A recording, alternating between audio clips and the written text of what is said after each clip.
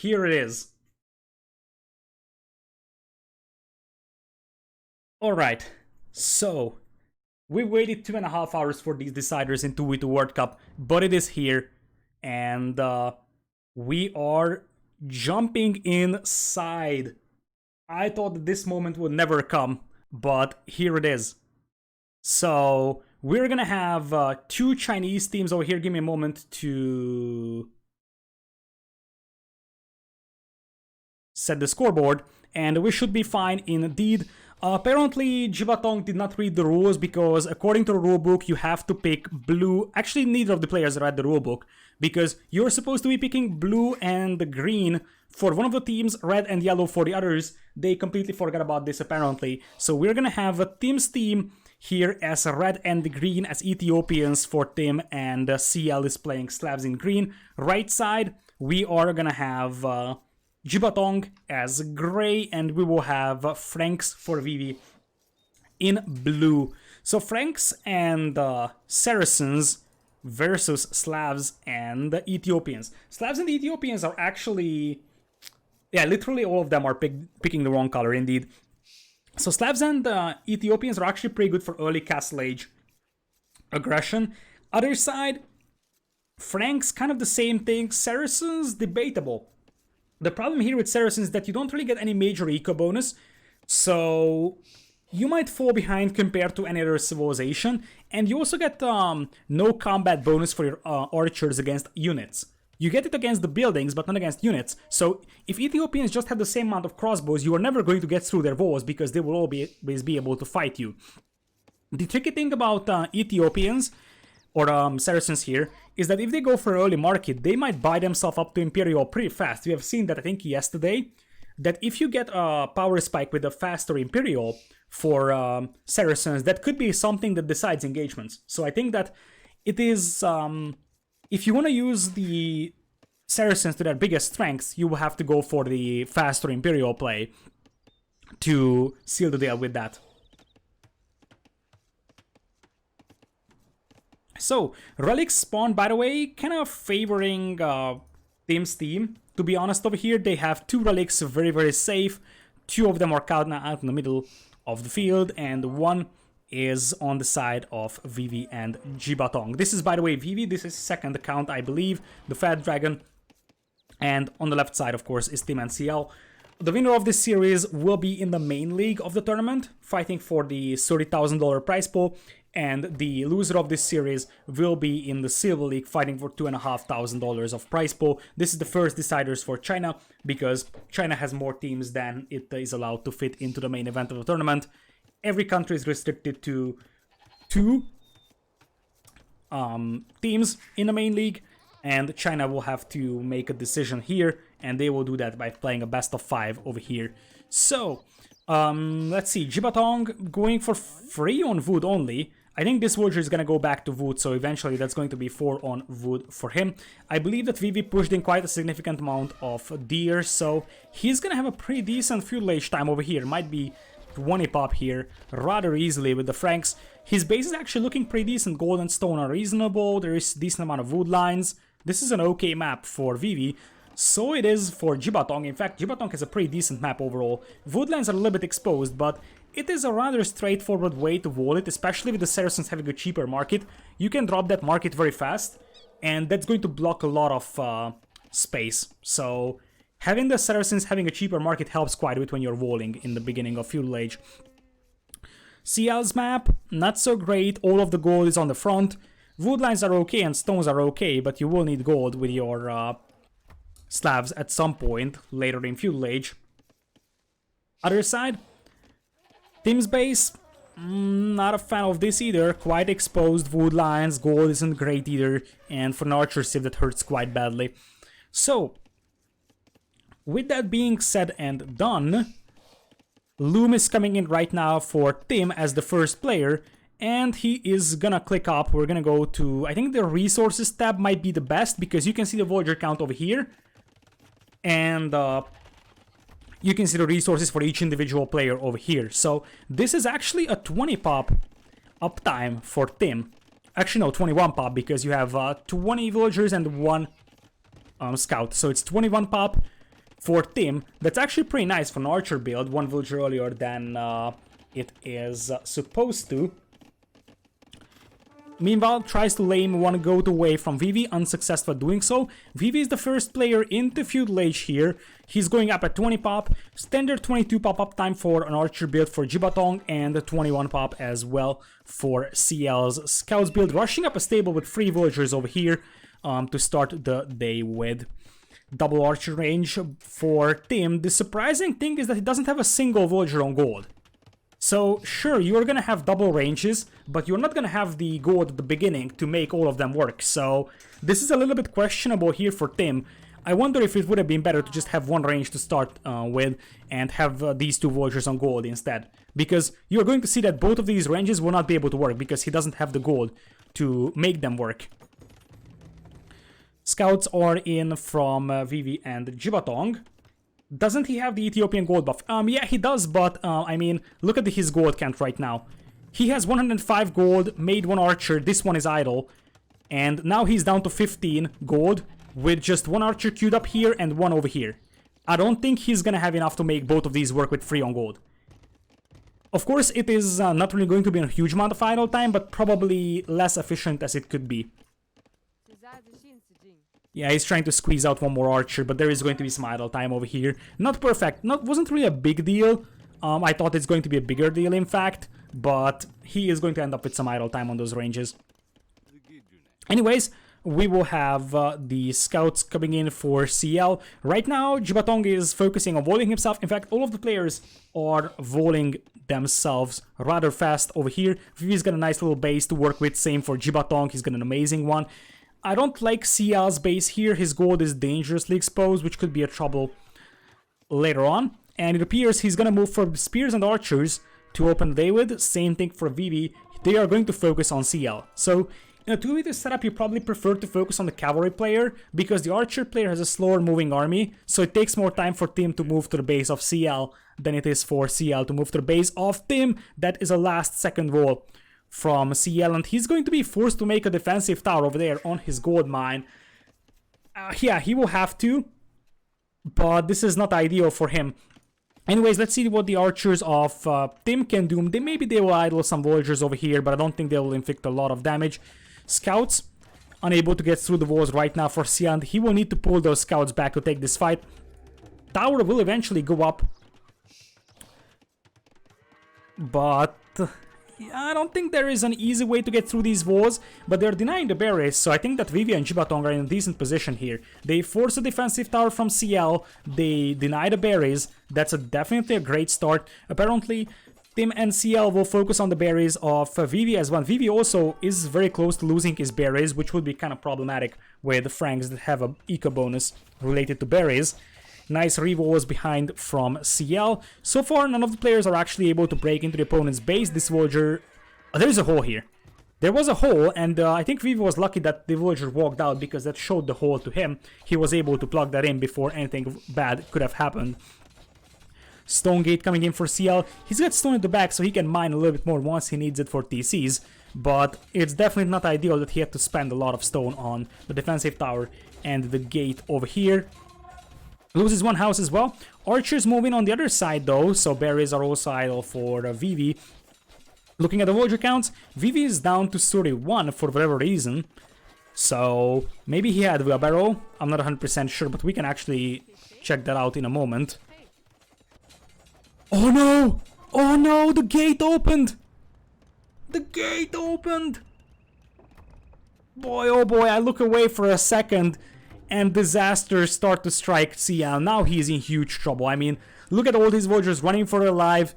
And, I mean, his scouts are so far away that he's not going to be able to pull them back. This big force inside your eco is just going to be something you won't really be able to deal with. And yes, you're making quick walls here with houses, but there's actually archers here that can just shoot over the houses. They are also Saracen archers, so they have an anti-building bonus. This could be a very, very fast first game, because CL is losing way too much. He already had to make a defensive tower, brings in his own scouts, but look at all the dead bodies around as CL is dropping to 31 villagers, the lowest in the game. Eventually this might end up being a cleanup, but CL's eco is pretty much in ruins and he's gonna have to summon the power of Slavic farming to somehow come back in this one, because right now he's in a bad position, and by bad I mean really bad. Looking at the resources, Tim is getting close to clicking up to Castle Age though, something to pay attention for. He didn't invest into a lot of archers, and an early Castle Age here with Ethiopians could still be something that is super scary. And remember that Jibatong lost quite a lot of archers. Jibatong still has some over here back at home, even went for a third range, but if Tim just goes for Castle Age here and keeps his archer numbers high, the Ethiopian crossbows might be able to inflict significant damage here. Castle Age also coming in for Jibatong though. Jibatong is playing pretty solid so far. I would say he's gonna reroll his base for now. We'll try to just poke and probes, try to scare away those archers for a short amount of time. He probably wants to snipe down some of those scouts, or just scare away the archers and repair those walls. That also works fine. More and more archers are coming in here for Tim. How is Castle Age doing for Vivi? He is still rather far away. Same thing for CL. CL has kind of messy eco right now. Gets a market up because he wants to buy some food. He's got way too much gold. Not enough food right now. This is a bad fight for Tim though. This is a very, very bad fight. Because his teammate doesn't have his scouts over here. There is no meat shield in front of the archers. I think Tim gets the most out of this fight over here. Finishes off the scouts. But right now, they lost some archers. Who's expected to win this playoff? Vivi and Jibatong? I would say, before the series, I predicted 3-2 for Vivi and Jibatong. Yes. But Tim and CL will have their chance. I would say Vivi and Jibatong are a little bit stronger. They probably have more playing time together as well. So, they're gonna get through the walls over here, but there is already second layers in for Vivi. That house is dangerously low HP though. Volger is gonna land some more hits, but that house is gonna go down, and suddenly Vivi's eco could be exposed. Vivi was forced to make 2 defensive towers, so he had to invest into even more defensive towers than CL. Over here, CL is getting ready to click up as the last player going into Castle Age. Crossbow, Botkin, Boso for Tim. And what's the plan for Jibatong? This is going to be tricky, because Jibatong will just ignore the force that is pushing Vivi here and leave Vivi to defend with the towers. By the way, beautiful tower positioning and nice way to defend the wood lines. And he's going to counterattack. I actually like that quite a bit, because what are these crossbows gonna do here? Nothing. But what are these crossbows gonna do here? Mad the tower, and guess what? CL is off from gold. Once again, the Saracen crossbows are really paying for their price over here. It's a tricky one because Saracen crossbows, I think, are a little bit overrated, because they are somewhat situational, being able to get through the walls, and they don't get any eco bonus other than their market. But if you use them right, Saracens are super strong, because you can really melt towers with your archers, you can get through walls easily, and you can get really, really nice power spikes with those crossbows. And indeed, now I feel like CL is dead, and these crossbows are still unable to get in there. Look at that. Now they're going to start marching towards CL, but it's way too late for him.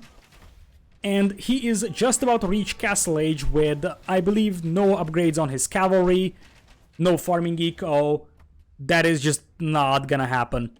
And this is why you hit the cavalry player, because the archer player is slower moving. It's gonna take forever for Tim to get the crossbows in here. By the time he gets in here, CL is dead. CL right now is just running for his life. I could just see Jibatong walking all the way through the base and just melting all the farms as well. Right now he's looking for villagers to kill. He could try targeting the stables. He can just melt one of those. That's already a huge advantage for him as well. And they're still trying to get through the walls of Jibatong. Jibatong is going to have some of his wood lines denied by crossbows. But I mean, he's still in a way better position. And Vivi didn't even start making knights. That's the brutal thing about this. In fact, he has one stable. If Vivi starts making knights here, it's going to be even bloodier. CL is dropping to 27 villagers. And if those crossbows weren't targeting the lumber camp, this would be even better. I think that at this point, Jibatong can afford to take this fight against Tim's crossbows, especially if he has the hill. +1 armor for both players. But when you're fighting in your opponent's base, that's already an advantage. And eventually, Tim is going to have to deal with Vivi's knights. So this is just giving time for Vivi to boom, which is perfect for Vivi and Jibatong right now. Volger is trying to come back as crossbows are here to take this fight. Jibatong isn't reacting just yet, but if he takes the hill, he should be fine. I believe it's Ethiopian crossbows against him, but yeah, this is not the best fight for Jibatong. Both players are losing quite a lot of crossbows over here, but probably a way better fight for Tim. If Jibatong had all of his crossbows on the hill, this could have been different. Still, the problem persists. There is a second wave coming in here for Jibatong, and more importantly, Vivi can send in his own knights to help out with +2 armor, dealing with those crossbows. Second TC is up for CL. Vivi is operating with just 1 and a slightly inefficient gold mine. He's gonna drop a TC here at some point, probably. So, knights unable to get into Tim's base, and it is in Tim's hands to carry this one somehow with the Ethiopian crossbows. Once again, the hill advantage could be on the side of Jibatong, but these two armies might just pass each other. Nope, they won't, and this is a huge chance for Tim here. Firing down hills with Ethiopian crossbows, that is going to be a massacre. And, well, Vivi doesn't really have huge amount of knights on the field, but still this might be enough for Jibatong to clean this army up. So, I think they're still fine. They should still be fine with 8 villagers lead, but that villager deficit actually decreased. Did Tim get ballistics? It's hard to tell because the tech overlay doesn't work for 2v2s. But there's a chance he got it. He's on 1 TC and University, so I assume he went for ballistics, yes. Because you wouldn't go for 1 TC University if you don't go for ballistics. Boso just coming in for Vivi, but they're cleaning up Tim's army, and somewhat surprisingly, Tim's team still has the eco lead, and maybe Ethiopian crossbows will be enough to carry this. Because Vivi is on 1 TC, and yes, Tim took quite a heavy beating. But if you think about the fact that it's 2 TCs for CL, and Vivi is just on 1, CL is going to have a much easier time remassing his villagers, and it's only 8 villagers difference now, and the Ethiopian crossbows are still Ethiopian crossbows. Now Vivi has to idle some of his villagers, and suddenly this game is more even than ever, I would say. Those crossbows once again getting messed up, but I think that once CL is able to get some decent knight numbers with +2 armor, he should be fine defending against this one. He still is missing every upgrade from those knights though, so CL is still not in a great position, but Vivi is also losing quite a lot of farming space. He's gonna have to take one decisive fight over here. Indeed, I think there is ballistics on those crossbows, and those are quite in the open field. I thought that there is a chance for Tim's team to pull this one back, but this could be an awful fight for him. That's a lot of knights. We're talking about 14 knights against 23 crossbows. That should be a clear win for the knights, unless you can get a nice choke point for the crossbows. It's Ethiopian crossbows though, so they are actually trading rather efficiently, if you ask me. In fact, they will find a nice little choke point here. At the end of the day, I think that this is an acceptable trade for Tim's team. And the Tim's team now is going to have an even villager count. But look at the military count. It just dropped quite massively. And these knights don't have the upgrades. That's the problem. It's bloodlines +1, +2 versus no upgrades on those knights.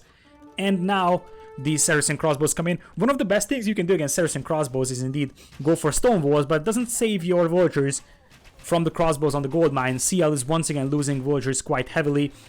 But more crossbows are in here for Tim, and also some knights camping beneath the TCs over here. So apparently both players are focusing on Vivi over here, forcing Jibatong to come and help.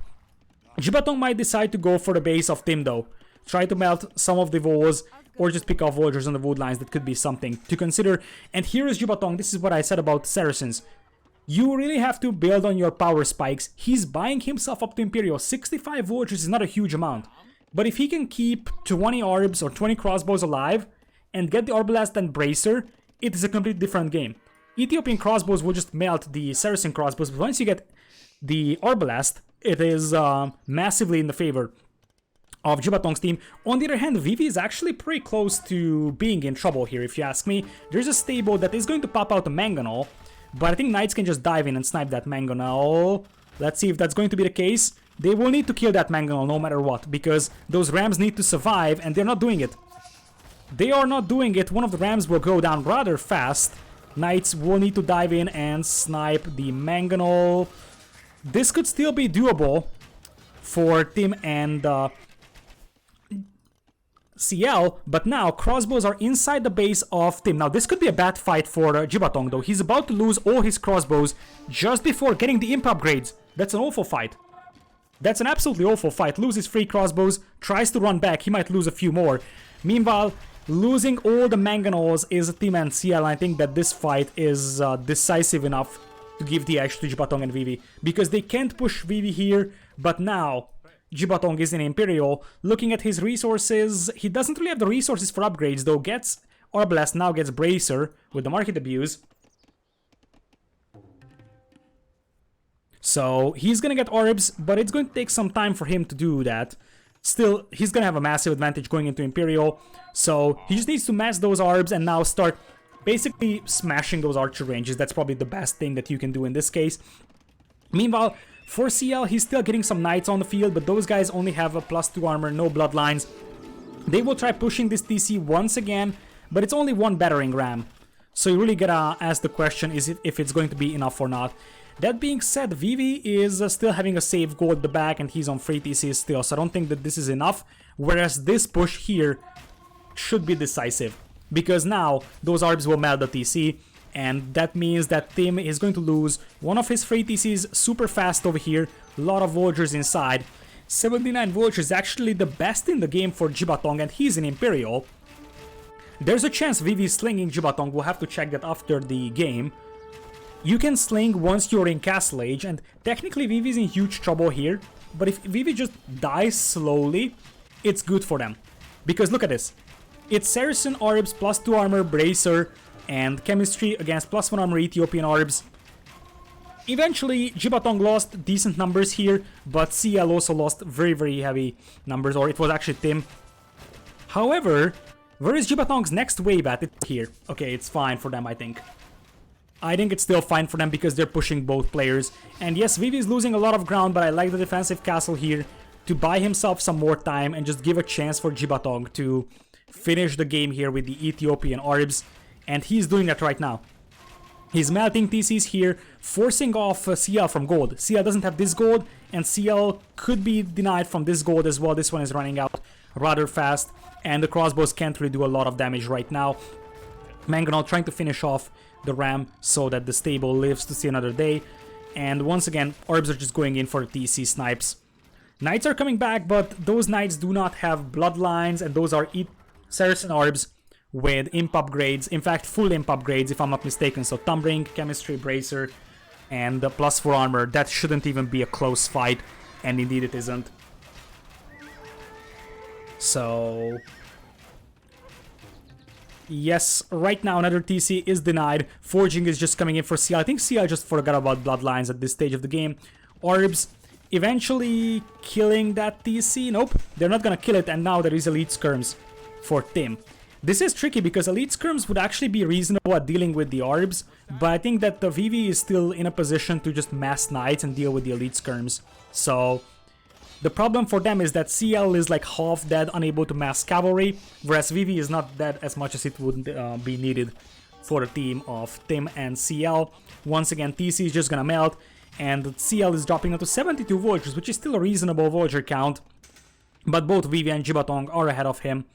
So Vivi, not the best eco ever, but all he needs to do is just survive and allow Jibatong to finish the game off, because in the meanwhile, CL is losing massive amounts of Vultures, dropping down to 60, and that could be even worse if those Arbalest like focus fire on some of the buildings.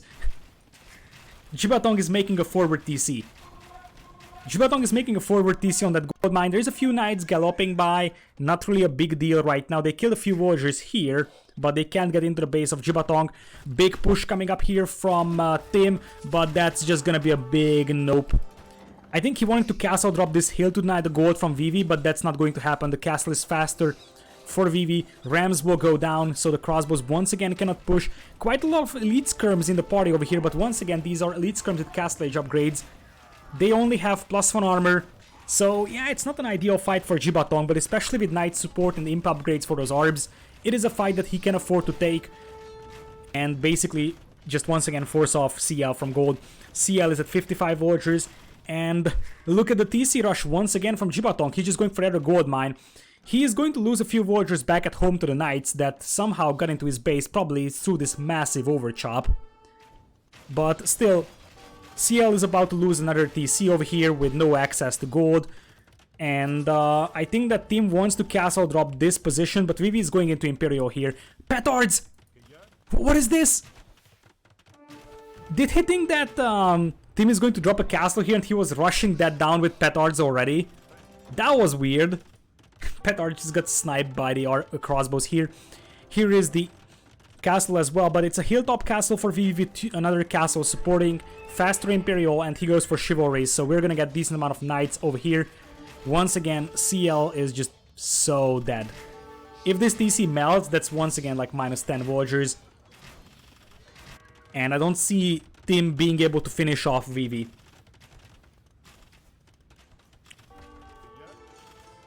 So, one more petard over there. Tim is preparing a ram push. And he will probably try to get a trap out as well. I like Vivi's third castle as well. Just want to make sure he finishes that castle off with traps, as CL is right now running for his life. Indeed, 80 villagers lead in the favor of Vivi's team combined. And like Jibatong could push this corner pretty easily. So like CL is only alive because Jibatong didn't really push this corner, to be honest. And now all those ARBs could just march straight towards the base of Tim. Tim also has a kind of messy eco right now. And well, Imperial Age just kicking in for Vivi. He's already getting quite a lot of stables down. Decent upgrades on those knights already, but doesn't really have the numbers just yet. It's double the military, almost double the eco for Vivi's team. This is looking like a game for Vivi and Jibatong. So, oh, look at that mining camp spot. That feels so good. Gold and stone mine right next to each other. Anyways, Imperial Age is in for Vivi. As you would expect, he's going for double traps. He could even get a third one out over here.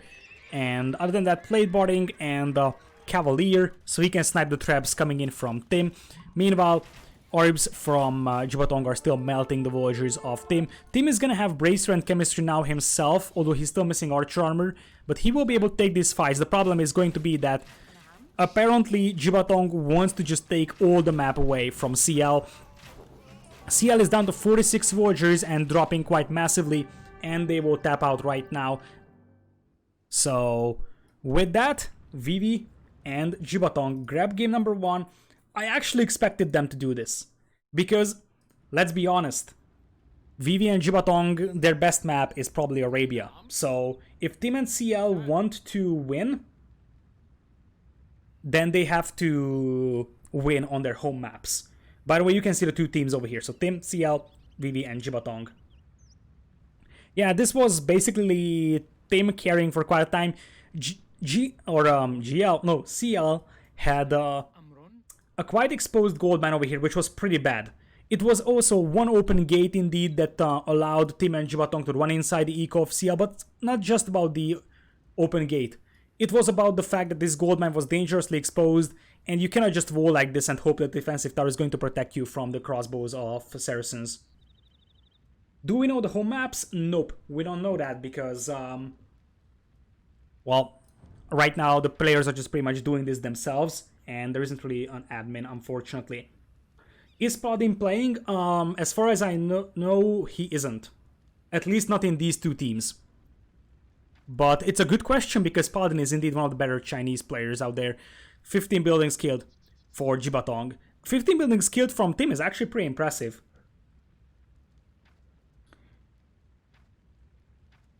But yeah, that drop over here was actually pretty bad for CL. CL eventually managed to reboom, look at that. This is actually a massive boom for him. But ultimately, the better Imperial Age time of Saracens finished the game off. So, that being said, we're gonna add a score to Vivi and Jibatong. And we are also gonna take a look at the draft now. So here's the draft. We have Ethiopians and Slavs gone, two very standard Arabia civs. On the other side, we have Saracens gone and Franks gone.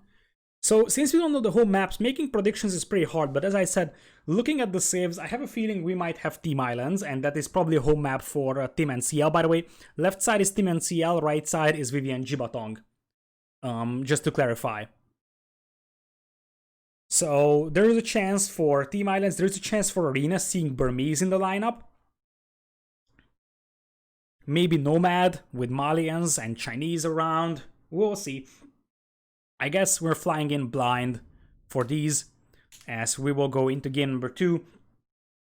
Let's see if they're in game yet. Nope. Okay, so Paladin didn't sign up. Chinese isn't a good Nomad save anymore. I mean, it is still an okay one. Not as good as it was before, but it is still an acceptable Nomad civilization. Like, probably better than Turks, let's say, or something like that. So, it went from being absolutely amazing to a decent Nomad civilization. Probably there are better options, as you're saying, indeed. By the way, I just wanted to point out that if we go to Nomad, there is a very high chance that Vivi is gonna pick Spanish. Vivi loves his Spanish, and it's actually pretty reasonable on Nomad. So that would be one of the saves for China 6. And maybe Persians is the other one, because Persians is actually pretty good there as well. Even though you would have 2 Paladin saves on Nomad, you can go Conquistadors as well with Spanish, which works just as fine. Is it because the building speed bonus? Yes, and also Conquistadors. Conquistadors are a lot more viable in Nomad than they are in standard or like more standard maps, let's say. And we're going Nomad. We are actually going to go Nomad, which means Malians is a reasonable because you have cheaper buildings. Chinese, Italians are reasonable. Maybe Berbers. But I feel like Malians is a must pick here, and then you have to choose one of the other. So like Chinese, Italians, Berbers maybe. Other side, for Nomad, Celts is reasonable. Vietnam is actually nice for Nomad, because you would know where the opponent starts at. Persians is reasonable. Spanish is reasonable. Yeah, those are the saves that are the most likely on a Nomad setting. Let's see what they're going for. They are still in the lobby, but they're getting ready to jump inside. So we're gonna have game number 2. Portuguese. It's an okay civilization for Nomad, but not something super amazing. Like, the gold bonus is nice, but not something that's specifically great for Nomad. Free cartography helps quite a bit, but I don't think it's super necessary. Malay fish trap, I don't think that you really get to a point where you need a fish trap. I don't think that free cartography is that much needed in Nomad. I mean, it's helpful. I'm just saying that you could find a better use for Portuguese somewhere else. For example, if there is Team Islands, it's just much better over there. So yeah, like, free cartography is definitely helpful on any map, but it's not something that's going to make these saves amazing for Nomad. They're decent. So it could definitely be in consideration. Just like Vietnam is on the other side. So, like Vietnam, to know where the opponent starts at. I actually prefer Vietnam for Nomad, because it's better to know where your opponent starts at than actually seeing every move of your teammate. Especially for players that are like pro players and communicate a lot with each other, you don't necessarily need to see every move of your teammate.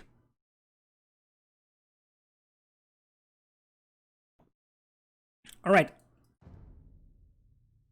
So they are still in a lobby, and we're waiting for them to launch up the game. Let's hope that they select the appropriate colors now, shall we? I would greatly appreciate if they did that.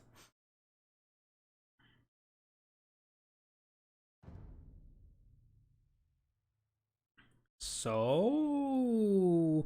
oh no, we are going Team Islands. So they changed their mind. So we're not going for Nomad, we're going for Team Islands, which is apparently one of the home maps for Team NCL. I actually suspected Team Islands because if you look at the civs, you have Vikings and Italians, especially Italians is a strong indication for that. And in this case, Portuguese and Malay will have to be used over here. Right? No other amazing water civs for China 6. Other side, Italians, Vikings are probably the most reasonable. None of the other are amazing. Maybe Berbers is something you can make an argument for. But it looks like Italians and Vikings versus Portuguese and Malay. And the good news is that Portuguese have caravels that just absolutely destroy Vikings. Persians, nope. Persians don't have bracers, so their galleons are garbage. Persians are not a good civ for Team Islands. And you need the galleons in late game. So, like, technically you can use them, especially if the game is fast, but it is very risky. Because you're gonna lose a galleon war in Imperial, no matter what with Persians.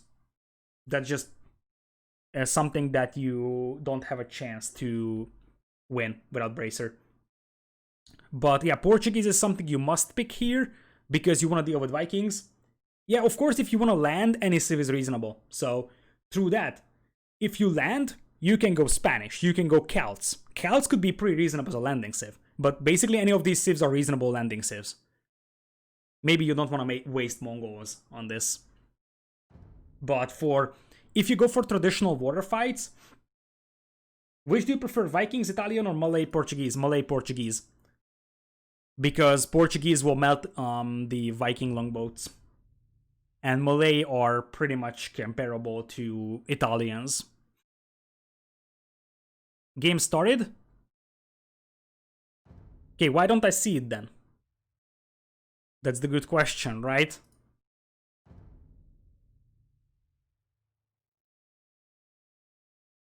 Jibatong. I might need the game ID. They quit. So basically they started the game and then immediately quit. So it's not even a restart. They just messed up something, right? Oh well. The magic of live games, right? Bug map? I don't know. I wasn't able to join the game because I was like smashing the refresh button, nothing happens, and by the time they start and I refresh, the lobby's gone. Do you think Koreans need a water buff? Not necessarily. I think Koreans are fine as they are. They're a solid archer civ, pretty reasonable all-around archer civ, I would say. So like if Koreans would get a water buff, they would be pretty strong on maps like Golden Swamp, for example. So I don't think they need a water buff necessarily.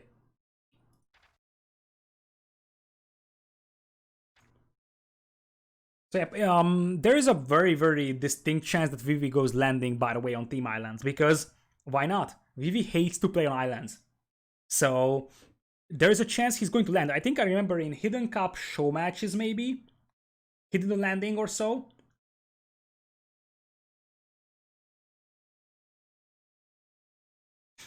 Recent research that I have totally not made up has shown that casters lose 1 month of their life every time they attempt to cast live tournament team games. That is correct. It also depends on the amount of players involved. In 4v4s, we lose 2 months of our lives in every series of 4v4s. 3v3 is 1.5 months, and for 2v2s, we just lose 1 month of our life trying to cast those games. Okay, we have a lobby. So let's pray. And guess what? Vikings Malay, or no, Vikings Italians versus Portuguese Malay, as you would expect, I would say.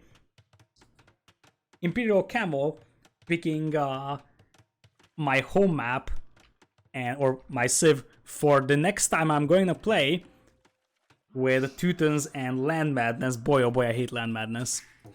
Alright, so we do have 2 teams over here on Team Islands. This is 2v2 World Cup.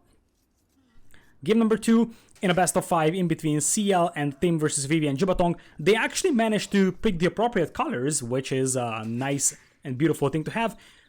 We're gonna have Jibatong as Portuguese in red and Malay for VV in yellow. Other side, team is playing Italians in blue, and right side is CL in green. Fun fact, you technically have a road in between the two players, but it's pretty much blurred out here with grass.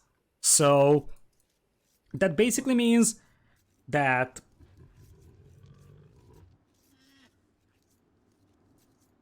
that's not really visible. So basically, team islands are different from normal islands a tiny bit in terms of the resources as well. On normal islands, you would have two big patches of gold of 7 tiles each. Here you have one big patch and two small patches of 4 tiles each for each player. And I think there is maybe 3 extra tiles for each player as well, a little bit further away. Same on the other side as you see it. Stone spawns are rather standard though. So that's that. Looking at the shape of the islands, I actually prefer VV's island a little bit better. They have a lot of wood lines in the middle that are super safe and cannot be targeted from the water by ships. Whereas on the other side, most of these wood lines are exposed to naval aggression. So there isn't really a lot of great wood lines. Like this one is decent, this one is decent. And that's basically it. So you can never count out VV landing. But looking at the civilizations, this feels like we might see a standard water play here for both players. Let's see what we have here. Rhino coming in just yet. Now, in Team Islands, you can definitely use your scout to bring in the boars, which could be something to consider if you don't want to land. It saves you a little bit of villager time and makes your eco a tiny bit more efficient. On the other hand, you lose HP on your scout, which could backfire if you get landed. Rhino is going back here, apparently. And Jibatong... Okay, he was fine with that lure. That was actually pretty close because that Rhino almost died to the TC fire, and now we have some idle time for Jibatong. There were some scary moments. So, the Vikings eco here is going to be pretty strong. And let's see where the docks are placed. This is a side dock play from CL, which is a galley play from Vikings. Technically here you could try a back dock fast castle longboat play, but placing side docks like that is actually a sign that we are going to see galleys. And let's see where Tim's dock is at. It's going to be on the front, so fire galley is opening for him. Other side, we're gonna have side docks for Jibatong, so he's going galleys himself. And forward dock for VV going for fire galleys. So one thing that is beautiful about Mayans as a response to Italians, that Italians can click up to Castle Age for a smaller amount of resources. On the other hand, Malay have a faster age up process, which means that even though they click up later, they can still catch Italians. So technically, this could be rather comparable fuel age times, if not better for the Malay player to start the game with. Apparently, Tim is pushing quite a lot of deer with his scout, so he's gonna have a nice little food eco at the beginning. I think most of the players did that. You also started water buffaloes, by the way, which might be worth pointing out, which have 150 food in them compared to the standard sheep with 100, so you will have a lot more food to play around with at the beginning of the game. So, side docks, as expected, as I said, for CL. Somewhat surprising is that he didn't go for the shore fishing close to the dock. That's something that you almost always see from players nowadays. Because this is so reliable and nice food income to have that you just want to keep that villager close by. Plus you will have a villager to make the next docks with. By the way, I like how evenly distributed the box turtles are around the island. That seems like an intentional thing from the map generation. You can see that each box turtle patch is actually separated by 5, 6, 7 tiles or so. So you will always be having kind of even dock spots for each player. There is no chance to have like two shorefish spawning close to each other and making...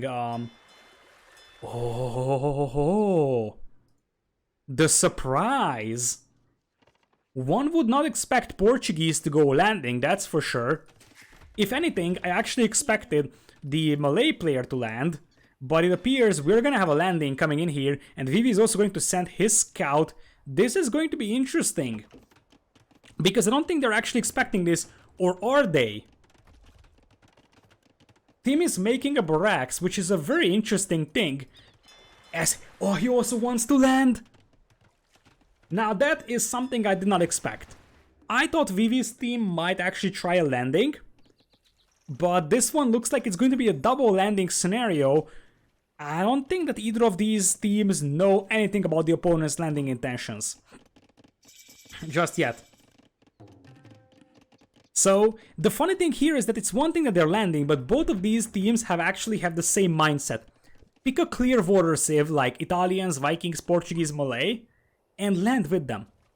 In fact, land with Italians, which everyone would think that they go for fire galleys. Nope, they're going for what is eventually going to be towers, if you ask me. On the other side, this is going to be barracks and stable, potentially, or archer range. No, it's stable for Jibatong. Now they're going to find the villagers on gold, and this is when Tim realizes, oh shoot, they are on my island. However, I actually like the situation of Tim and Sia better, because look at this. He's got the barracks back at home, he can make a spearman to defend. Other side, you have the barracks over here. So, if the stable comes in here for Tim, there's absolutely nothing for Jibatong to defend himself with. Top scoreboard is bugged. Yeah, I'm not sure if I can do anything about that. Yeah, I can't do much about that, unfortunately. We'll have to relay these to the capture age guys.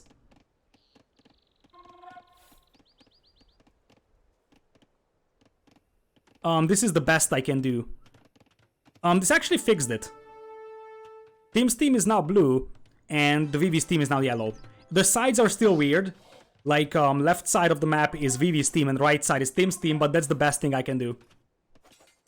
So anyways, as I said, the problem here for Jibatong is that he had his barracks on the opponent's island, which means he has zero chance to defend his base with anything.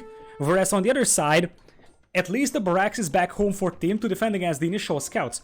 Normally, I actually prefer to have your barracks back at home and your other building on the opponent's island. Now, this could still be skirms being added to kill the spearmen, so that could be still problematic.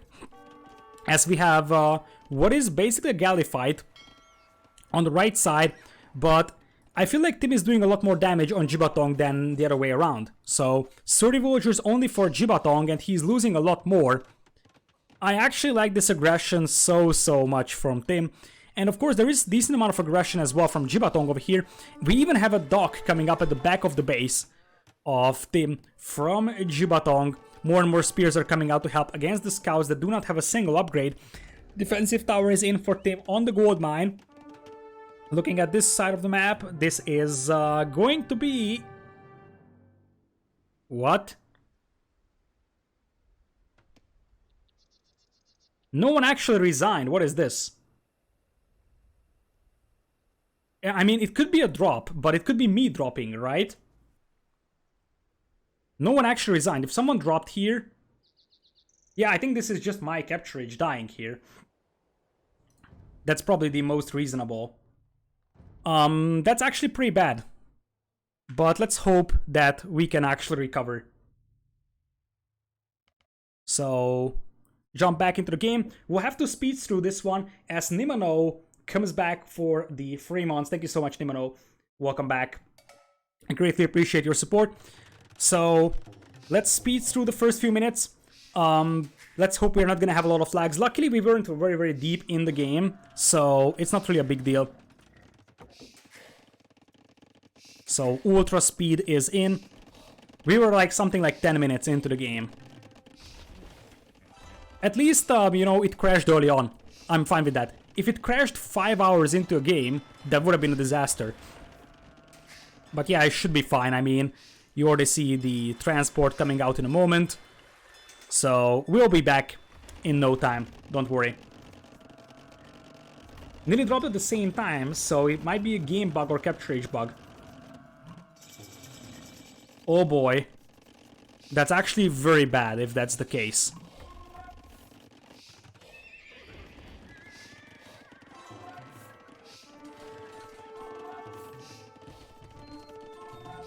So we were somewhere around over here, I believe. By the way, Loom is just coming in for CL. Yeah, I actually remember seeing this.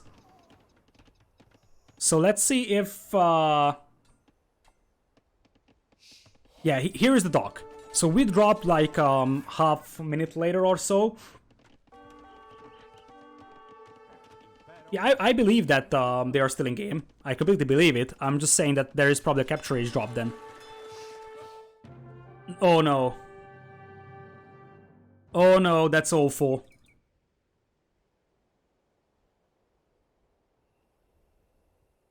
So it's a capture age bug. Oh shoot, what do we do now?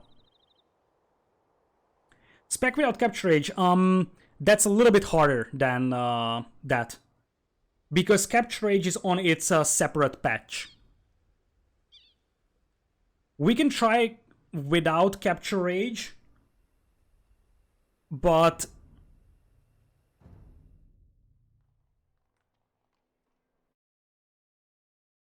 yeah, I'm gonna exit capture age here. Let's see if that works that way. If not, I might need to change back game versions because, as I said, capture age is using his own patch, which is technically compatible with the original game, but we don't know for sure. That's actually awful, and that needs to be a bug fix ASAP. Don't look at the overlay right now. This is how the game looks without capture age. Okay? So this is just in-game overlay, technically, that is just recolored and moved and whatnot. This is the standard casting overlay.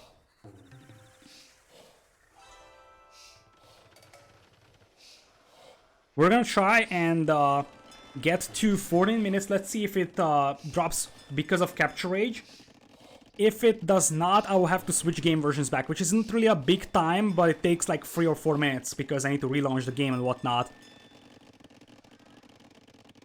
So, fast forward to like 40 minutes.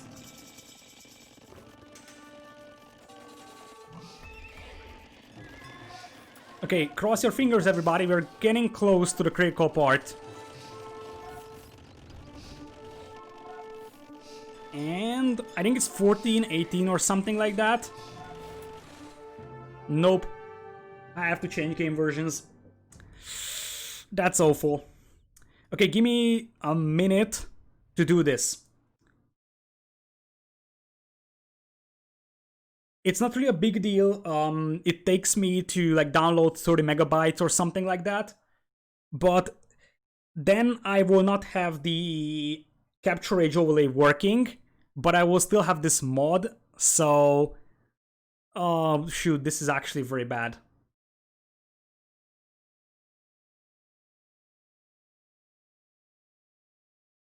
Like the only problem I am facing here is that if the game is fast and like if the game is 5 hours, it's not really a problem because we will be able to catch up. The concern is that if they finish the game, then the lobby is going to disappear. And that makes me very, very nervous. We have been like this in certain tournaments before, that the game just pretty much ends before you could actually fix the issue. So I apologize in advance if the overlay is going to look like absolute crap, because there's a chance it is going to look like that. But we will try our best to cast with the old version of the game. So basically the way it works is that Capture Age has its own patch, and that is technically compatible with the original game. So now what I have to do is go back to the official patch, which means no Capture Age for this game. And cast with that, but that means that I will be without the Capture Age overlay as well. We'll see how it's going. I'll have to relay this information to the Capture Age guys as well.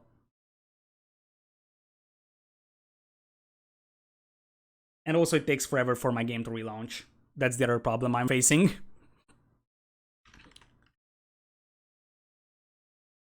Oh man. If that doesn't work, then we're probably gonna cast the POV of some of the players. But according the way I see it, apparently Nili is also switching game versions back. So let's hope it works now. Okay, here is it. Okay, cross your fingers, everybody. We're going in hot. I think I only cast it from Doyu once, but that basically melted my brain.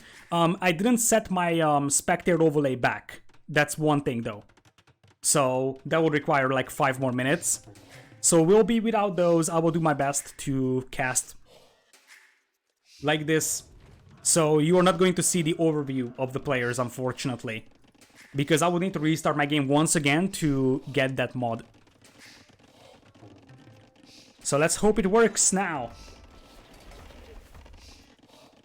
Why is the tournament not playing? They are playing on a current patch. It is Capture Age being on a different patch. That's the thing. So the critical part was 14 minutes. Or something like that. For both players. We're actually getting there. We're actually getting there. So let's pray. 14:19 is the critical time. If we pass that, we are actually fine. Of course, overlay is gonna look like pretty bad, and I'm absolutely sorry about that. But it is the best we can do. It is what it is. It worked. We're actually back in this. Now, I will try to catch up with the boys, so it might be a little bit faster than what you want to see. Player score isn't available either. Nothing. Like, the entire top part with Capture Age is just non-existent right now. Because that requires a different patch. So, we're back. Sorry for the intermission.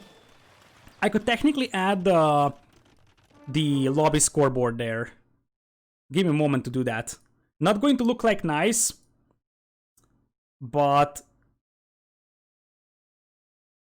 it's something. How's that? That's the best I can do in a short amount of time, and I don't want to miss the game itself, because if I mess around for too long, the lobby is gonna disappear because the game might end fast here, thanks to the landings. Alright, so back we are in this one. CL actually walled himself off completely, being afraid of the scouts of his opponent. Other side, we have towers coming in from Tim, as you would expect. What else do we have? We have a blacksmith on the way. Castle Age is in for Vivi though, as the first player.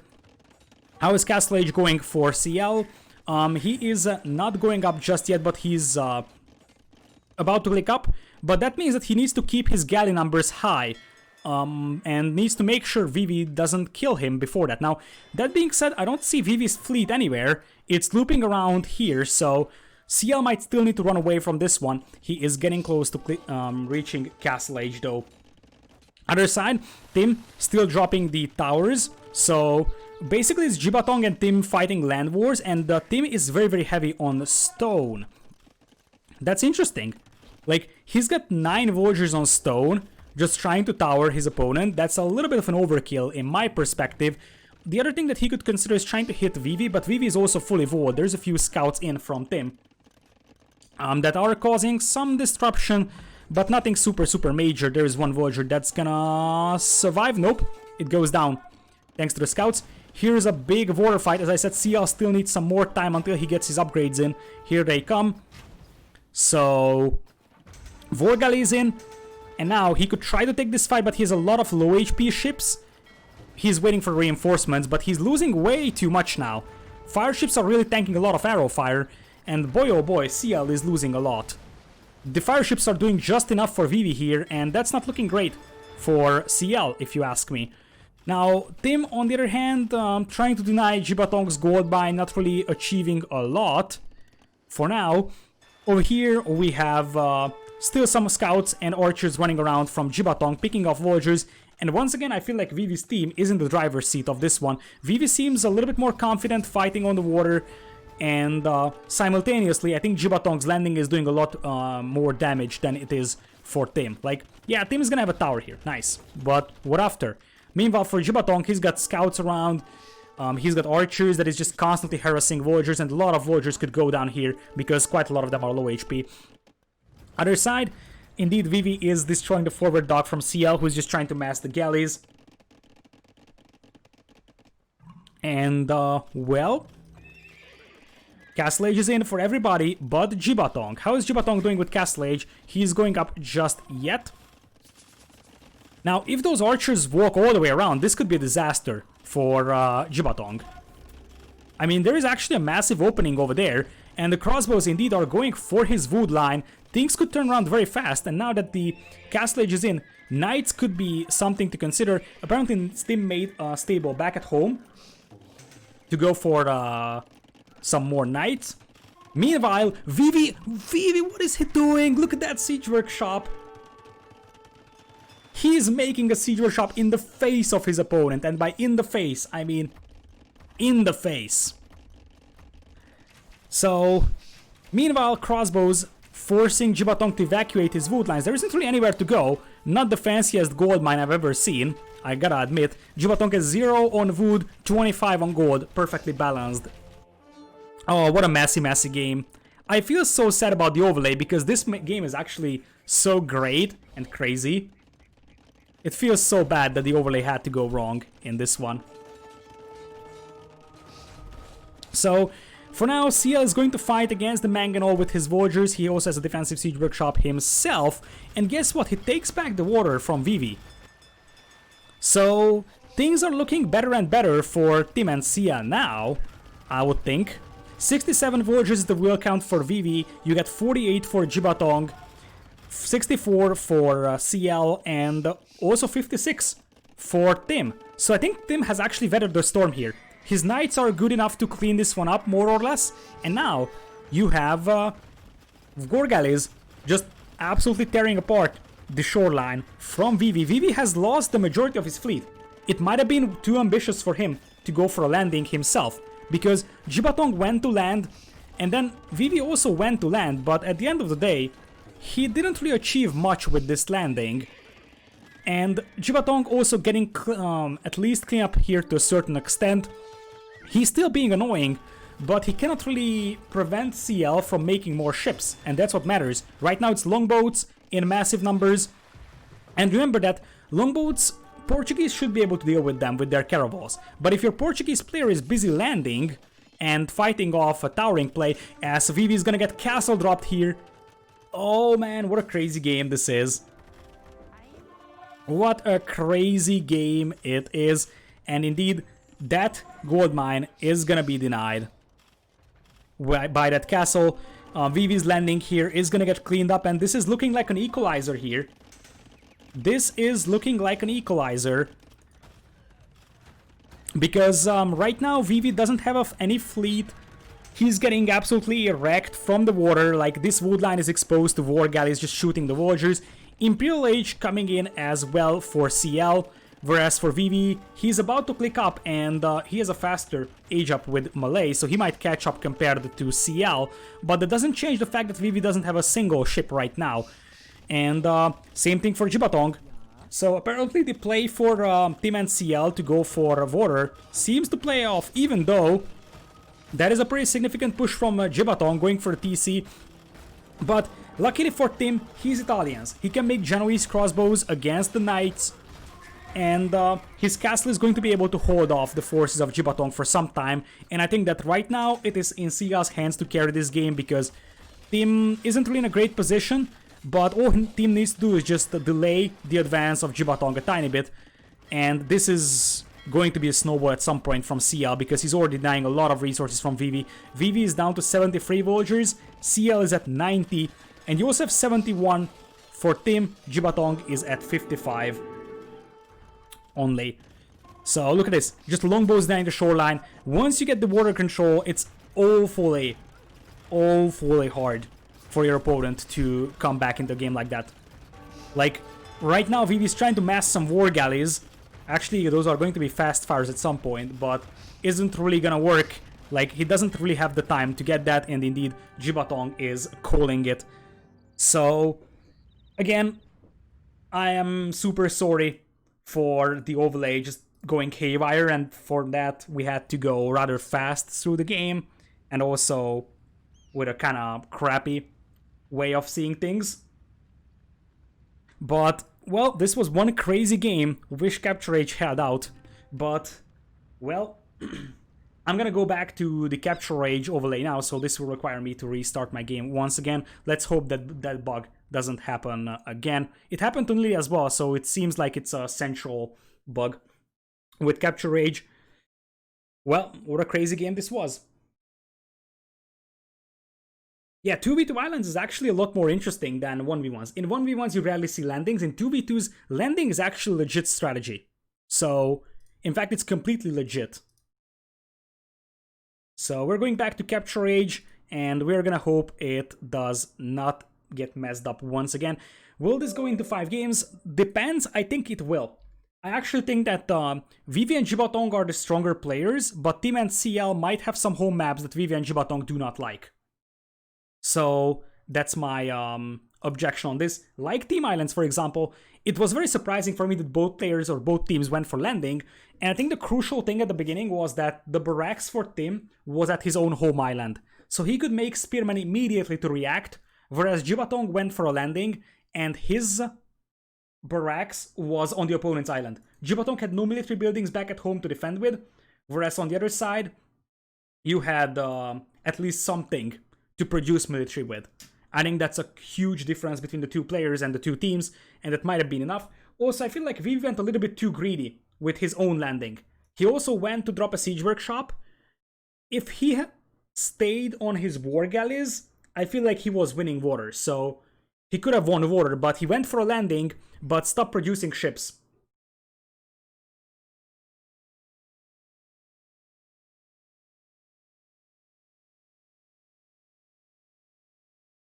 So,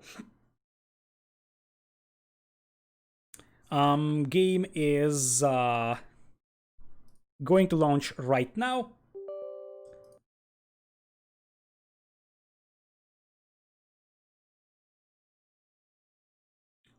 So let's hope we get back in time for the next series.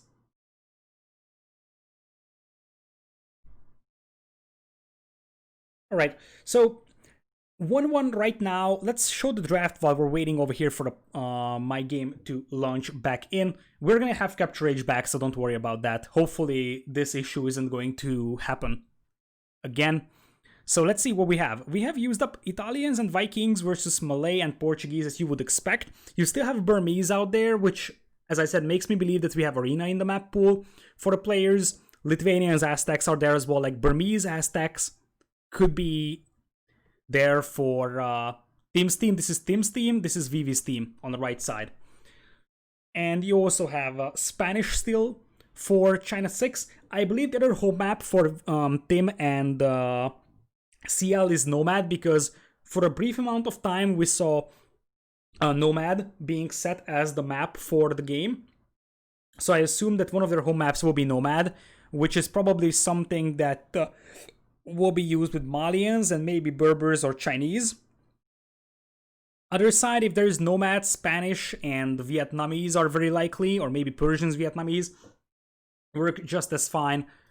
So we have the game ready. Let's see if they are in game already.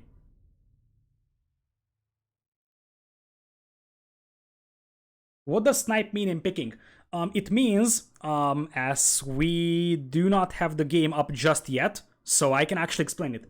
Snipe means that after each team has picked their civilizations, you see, global ban first, then they are picking civilizations, and at the end, you can select one opponent or one civ from your opponent that he cannot use. So it's basically a ban after the drafts were made. So, for example, Vivian Jibatong said, okay, these are the civs for Tim and CL, and I'm just going to ban Khmer from them. That's basically snipe. So snipe is basically removing one civ or removing a civ from your opponents after the draft. It's actually pretty commonly used. Indeed, it's a little bit better than ban. On the other hand, it already requires you to have your civilization lineup, so it's a different thing from ban. Each has its own unique things. Like ban is global, of course. Snipe is just for your opponent. Team Acropolis. Oh, interesting. As much as Vivi and Jibatong do not like Team Islands, Team Acropolis is a map that they are going to like, I can guarantee you that much. And for Team Acropolis, a snipe like Khmer is perfect because Khmer are pretty strong on Team Acropolis. You have the chance to jump into houses, which makes your eco a little bit safer. You have a good food eco, Gatorade Scouts play. So what do you go for on Team Acropolis? Hard to say. Aztecs might be legitimate just because they are strong overall. Berbers could be great because Berbers don't need Paladin in Team Acropolis, I believe, because Team Acropolis usually is decided before late Imperial. So you are probably fine with the cheap Knights and just go for a very heavy Castle Age aggression. And alongside that, something like Britons or Aztecs could work quite nicely. So I think Berbers could be a legit pick here for Team NCL. Other side, Magyars is the most likely candidate. Maybe Magyar Scouts work fine here. But I think Magyars is probably one of the best out there to do this. Free forging helps so much when you're taking Scouts fights. So we're just waiting for Tim to select a color and then we can jump into a game. Mongols, what do you want with Mongols on Team Acropolis? There isn't anything special for Mongols on that. Like, sure, you can pick Mongols because they're a great civ overall, but you don't have any extra hunt, I believe. And yeah, overall, I feel like it's a too open map to get to Mangadai easily. I feel like a little bit more closed map is more suitable for Mongols because you want to get to Mangadai with Mongols. So yeah, of course, like Mongols are generally good on any map because they have an insane unit composition, but they are not particularly amazing on Acropolis or not better than other civilizations by a massive margin. So I feel like Celts, Magyars, maybe... Yeah, I think Magyars will be the cavalry civ here and Celts make the most sense as the archer civ. Because apparently the second home map for Team NCL or Nomad, and you want Vietnamese over there. Probably Vietnamese and Spanish over there, to be precise. Okay, so apparently we're waiting for Tim because he's the only one without a color right now. So, yep, so much for that. Needless to say, I'm just going to like kind of confirm that like considering that this series was delayed, it's overlapping with the Vietnam Deciders, so I won't be able to cast the Vietnam Deciders, unfortunately. It is what it is, right?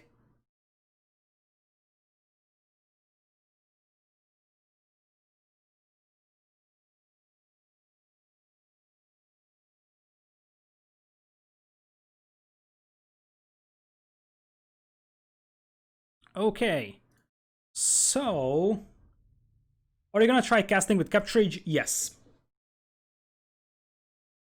So I already got back into the Capture Age version of the game. I already have Capture Age ready as well. So let's hope it doesn't crash anymore. It didn't actually crash like that ever before for me. So let's hope it's just a one-time occasion. And we have Team Acropolis coming in here. Let's go. And we have a quite interesting lineup of civilizations. So this is game number 3.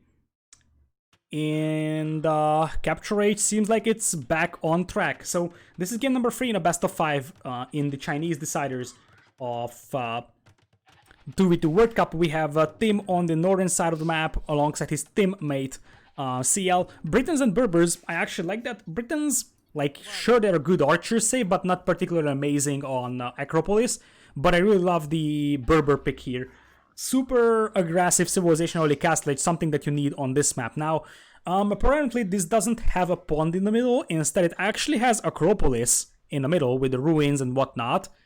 So this is a place where you just cannot build anything on. There's a bunch of gold in the middle, though. Other side, we will have Vivi and Jibatong with a pretty interesting lineup. Magyars and Mongols. So they actually go for Mongols. which makes me believe that this is going to be an Archer into Mangudai play eventually. Not a bad idea. I am still thinking that Mongols could be better on other maps where the map is a little bit more closed, because here it takes quite a lot of time to get to Mangudai. I'm not sure if that is going to be a possibility for Jibatong if your opponent is very aggressive, but it's a reasonable civilization regardless. It's a strong civ overall. I just don't think that it is particularly amazing on Acropolis. I think it could have been useful or more useful on other maps. Anyways, we will have Magyars as well for Vivi, a civ I really like for this matchup. You get the extra attack at the beginning of Feudal Age for your scouts, at the beginning of Castle Age as well. So you can have a pretty nice power spike with your early knights, something that might be needed against Berbers. The scary part is that Berbers can mix in camels, and that could be pretty problematic for the Magyars player. And if you think about the fact that Berbers have cheaper cavalry, so they can go like triple stable knights, and Britain's archer ranges work faster, it is relatively easy for Tim and Sia to mass army. Did Vivi just give Jibatong his goats? I am not so sure. Maybe they did, because apparently Jibatong is not finding two of his goats, maybe because he has a rather poor scouting on the right side, and maybe they're like, okay, Vivi is gonna push in the deer. That could definitely be a thing. Like, Vivi is probably one of the stronger players in his team, and basically, maybe he thinks, okay, Jibatong is not very confident pushing in deer right now, although Jibatong already pushed in some of his deer. So Vivi is like, okay, I'm fine with less food, I'm fine with pushing in my own deer, and you can just have two of my sheep. Like, for example, back when we played in the Adopt Noob Cup with Panda, and I was still very, very beginner at playing the game, and I wasn't able to push deer, that's also what we did. He just pushed in his own deer and he gave me his sheep. Or at least some of them. So I had an easier time in Dark Age. I don't think this is really needed here for Jibatong, but who knows. There is still two goats unscouted, which is pretty weird because it's fairly obvious for Jibatong that there is like a lot of scouting missing over here at this part of the map. Anyways, he goes forward to get some scouting done on the opponent's base, and you have a forward lumber camp already for CL. Other side, for Tim, he is going to drop the lumber camp at a fairly decent spot on top of the hill. They also have a nice little woodland at the back. Not really a big deal, but can be helpful. So, pause, apparently. Your scoreboard is still up. Oh, sorry, I forgot about that. When was the last large 44 tournament? Back on Woobly. Because the problem with 4v4 on D is that it lags as awful. Like, even Battle of Africa with 3v3s had massive lag issues. 4v4 is going to be a lag fest, I can tell you this much. As long as the performance of the game isn't good enough, you can't really host 4v4 tournaments unless you want a lot of lags. Right, so Jibatong is going up with 20 pop here, interestingly. Same thing for Vivi. This means we have a double scouts play. Interesting idea. Could work out if they can use the mobility. However, if Tim and CL are more or less walled, or they have enough defensive spearmen, this could be awful for Vivi and Jibatong. It's risky. Double scouts play is always a risk you take. It could work out because you can easily overrun your opponent's eco with fast and rather strong units. But defending against that is possible with only spearmen, and then you have a like one-dimensional army that you will just have no answer to the opponent's army here.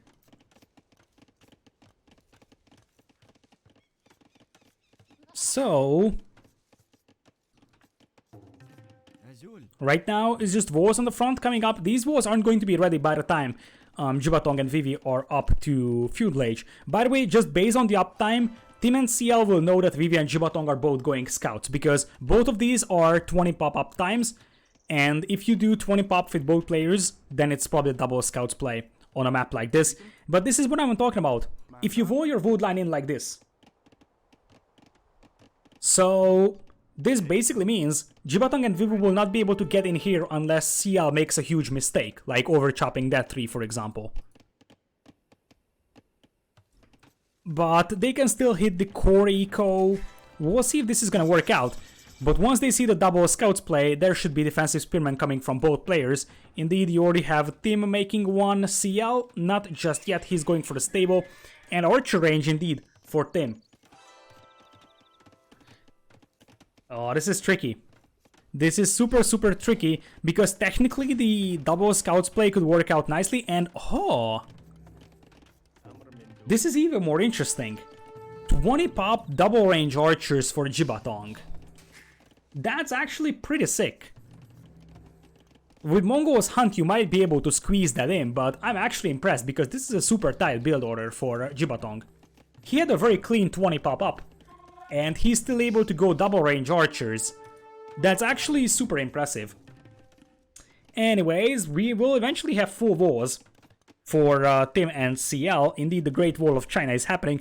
I'm actually surprised that we haven't seen more stone walls from Tim just yet. He's known for his stone walls.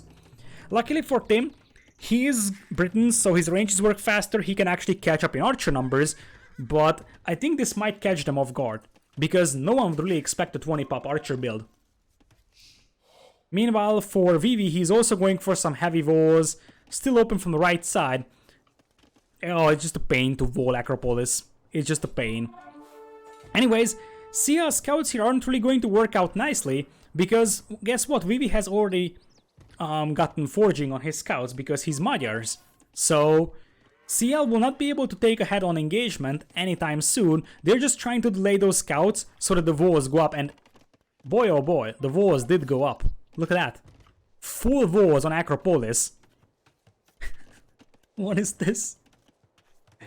Like, Acropolis is meant to be played without walls. That's the reason why you have these unwallable dark patches. But they are just gonna wall themselves. They said, okay, we want walls. So they're gonna make walls. And eventually, I think Vivi and Jibatong will do the same thing. So, Scout Arenos for Vivi here. That Spearman is destined to die. And well, this could be a rather bad fight for Tim. He's got no fletching on those scouts, only one Spearman versus quite a lot of archers with fletching and quite a lot of scouts with forging as well. This is not a fight that you want to take, but you might have to because the scouts will just try to rush you down. And, well, eventually this is going to be a full walls. The question is, will it matter? Because these guys are very close to bashing their way through the walls here. And as I said, still no fletching for Tim. So that is not looking great. In fact, he's just getting the blacksmith up. An awful fight for Tim and CL here, which might eventually lose the game for them because now they're going to fall behind in military quite massively. That being said, there is a few scouts here from CL, but there is no archer component. I don't think this is really going to matter that much. Nice quick wall over there from Jibatong to block the escape path from the scouts. And meanwhile, they're getting through these walls over here, blacksmiths and market to re-wall. But once again, I feel like Tim losing that many archers is going to hurt quite badly. He needs to pop out those archers on the other side and just try to prevent the opponent from getting close to these walls, trying to prevent the scouts from hitting the walls by using the archers from the other side. That's probably your best bet over here. Anyways, these scouts are still just running for a life. Fletching is just coming in, and I don't like the fact that these archers are moving out once again for Tim. I think he should be defending from the inside, because then the scouts cannot take the fight. Right now, he's moving to the outside, so the scouts will be able to engage and potentially tank a lot of arrow fire. I really don't like that he's moving out here. And now, look at that, the scouts from CLR cannot move out. He's probably signaling his teammate, delete the house or something. He's deleting a palisade over there.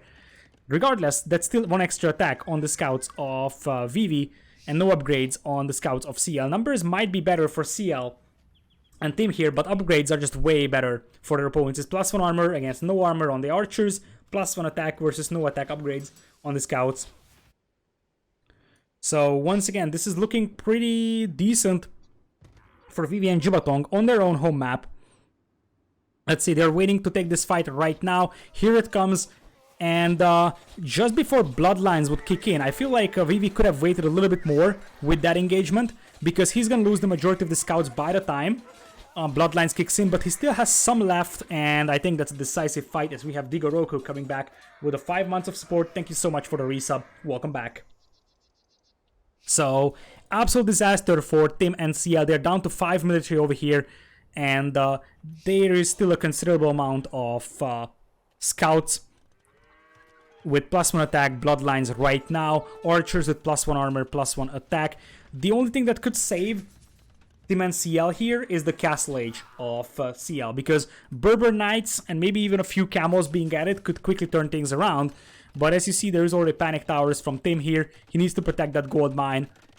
They need to be able to make sure that this part of the base doesn't get exposed, because if those scouts and archers get inside, it's pretty much over. Now, as I said, Castle Age is on the way. For CL, he's going to be on double stables. How is Vivi doing with Castle Age?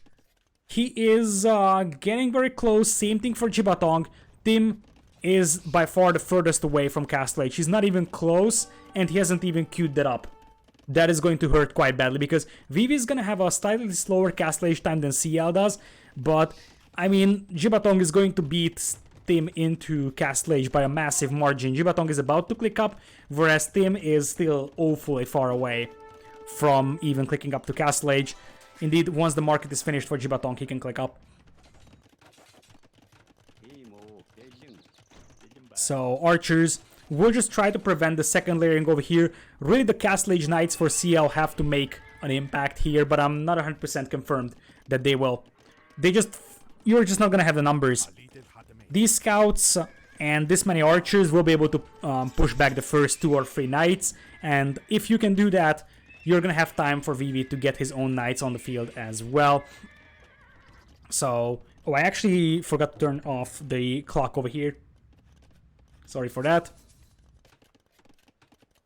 So, there is a third stable for Vivi, so he's going to go for triple stable knights over here. And this is what is super dangerous right now for CL. Archers and scouts hitting his wood line, and I believe there is an overchop over there indeed. There is a massive overchop. There's also a hole over there, but it doesn't matter. It doesn't matter. CL, even though he's faster to Castle Age, he's gonna lose so many villagers that it won't matter, I believe. Like, these villagers are completely trapped over there. They have no chance of escaping. Maybe they can take the corner, and the knights can come in to help with +1. It's close. CL is saving those. So knights coming in clutch over here, cleaning up quite a lot of archers, which hurts quite badly for Jibatong, who wanted to get the upgrades for those archers. Not ideal, but he saves 5, which is perfectly fine. And oh, that's... Why did CL deleted 2 lumber camps? CL deleted both lumber camps over here for whatever reason, then went back to chop wood. I don't understand that. Maybe he wanted a TC, but why did you have to delete that lumber camp that was actually part of your wall, so the scouts could run inside? Anyways, we'll have the knights coming in here, and here comes the strengths of Myers. +2 attack, +1 armor already, against just +1 armor, so that is looking way better for Vivi. He just needs +2 armor and his knights are fully upgraded. Archers moving to the left from Tim, something not to be underestimated, and he's gonna have the extra range, which helps immensely fighting against the archers of Jibatong. Both players do have 1 armor added right now. Military numbers getting close, and villager count are also pretty close now, so maybe CL and Tim will live to see another day and eventually survive this scary early part of the game. So, up next is Jibatong with the second TC. Just 1 TC for Vivi, making the second one right now as they take the bottom of the Acropolis over here. Archers being sneaky over here on the left side. They might catch quite a lot of villagers if Ballistics comes in on time, but look at Tim, he's still just halfway up to Castle Age. So it will take forever for him to get up to Castle Age, and by the time that happens, I feel like this many knights and this many crossbows could be an awfully hard thing to deal with for CL alone. Like CL, just a few knights over here, might take this engagement. Once again, he's behind in upgrades quite massively. Lack of extra pierce armor means that crossbows will do quite a lot of damage as well. And as I said, this blob of crossbows could do a lot of damage. Not a lot of villagers to kill, to be honest, but they could still move... Well, honestly, the walls are good enough from CL and Tim to hold off the archers for a brief moment until they have the time to react, as Castle Age is going to come in a moment.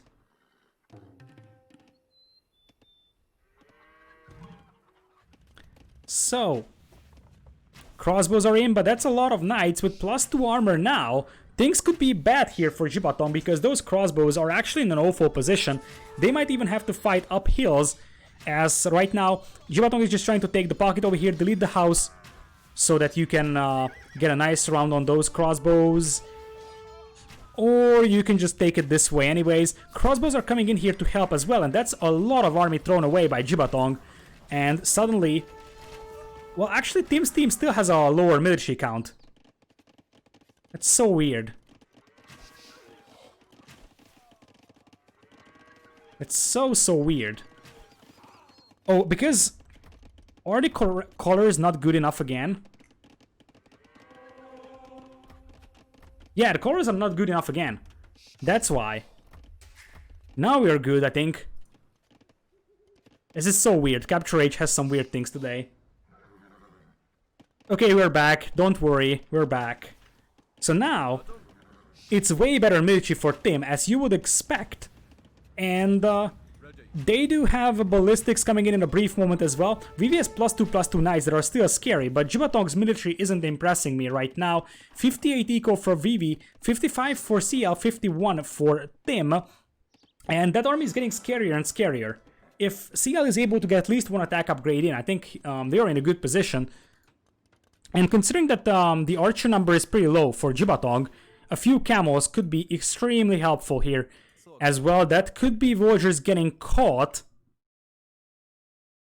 Over here we have a pause. So, eco numbers. Basically even for both players, or both teams. You have pretty comparable military numbers, but the upgrades are slightly better, I believe, for Vivi and Jibatong. That's +2/+2 knights against just +2 armor, but that could be a TC denied. And even more importantly, a lot of warriors could be picked up from the other side of the wall here, or the crossbows are going to get caught off guard, and we're going to have an awful fight here for Tim and CL. Knights will still fight up hills, which helps quite a bit for Tim and CL. Tim still needs to push his archers back a little bit, but this is the best fight they could have imagined here. With the hill, they still have lost quite a lot of crossbows, so it is not ideal. Alright, so... for now, knights here are chasing on these knights, but still the upgrades are way better for Vivi, so this is not a fight that CL wants to take. He needs some more upgrades for himself before he could commit to that fight. A monk is coming in here, interesting. I think he wants to heal the knights, but for whatever reason one of the monks is mispositioned. And now this is a pretty bad fight for Tim and CL, because they are going to be fighting up hills, and they were actually behind in upgrades quite badly. Especially the knights versus the other knights. There is going to be like one conversion or so happening, but this is a fight that Jibatong and Vivi should be able to clean up, and indeed, that is the case. Knights with +2/+2 are just gonna smash the knights without attack upgrades, and suddenly Vivi and Jibatong are back in the lead. Voyager count still dead even, but those knights are really paying for their price. And this is why you pick Magyars on a map like this. You might want to fight quite early on in Castle Age, and being able to play with +2/+2 knights super fast helps immensely. Berbers is a nice civ, because you can mass those knights a lot better, but still won't compensate for the fact that there's a massive attack upgrade difference between the two civilizations over here right now. Voyager count getting better for Tim's team, but their military isn't impressing me right now, and if those knights get into the eco, that would be a disaster. Now there is still a decent amount of knights over here. A few camels will be added by CL to deal with the knights, because the crossbows are still quite a bit behind, so they need some time until they get over here and deal with the knights. But I have to say that Tim and CL actually climbed back into the game after that scary moment where they lost a lot of archers. Castle is coming in here. Neither of the players are actually super close to clicking up into Imperial here, so we're gonna have an extended Castle Age, and look at this sneaky TC here. From Tim, he's actually taken away the gold from right next to the opponent's base. The problem here for Tim and CL will be that given time, Mongols will be able to transition to Mangoda, and you can see that Jibatong is already adding villagers to stone. So Jibatong, in fact, 14 villagers on stone. That's going to translate into a castle very soon, and Mangudais will be added. That's a lot of knights coming in here for Vivi. Now it's also +1 defense, or +1 attack as well. For CL, alongside +2 defense, they might be able to take this fight, but they will need archer reinforcements, which are just coming in from the left. +1 armor on both layers. Archers. The archers will have to pick off the camos over here as the first part for Vivi and Jibatong, but that might not actually happen because the archers are coming from the other side as well. This is looking like a decent fight for CL and Tim, if you ask me. TC Fire is helping quite immensely. In fact, this is looking like an amazing fight because the knights can get a good surround on the crossbows.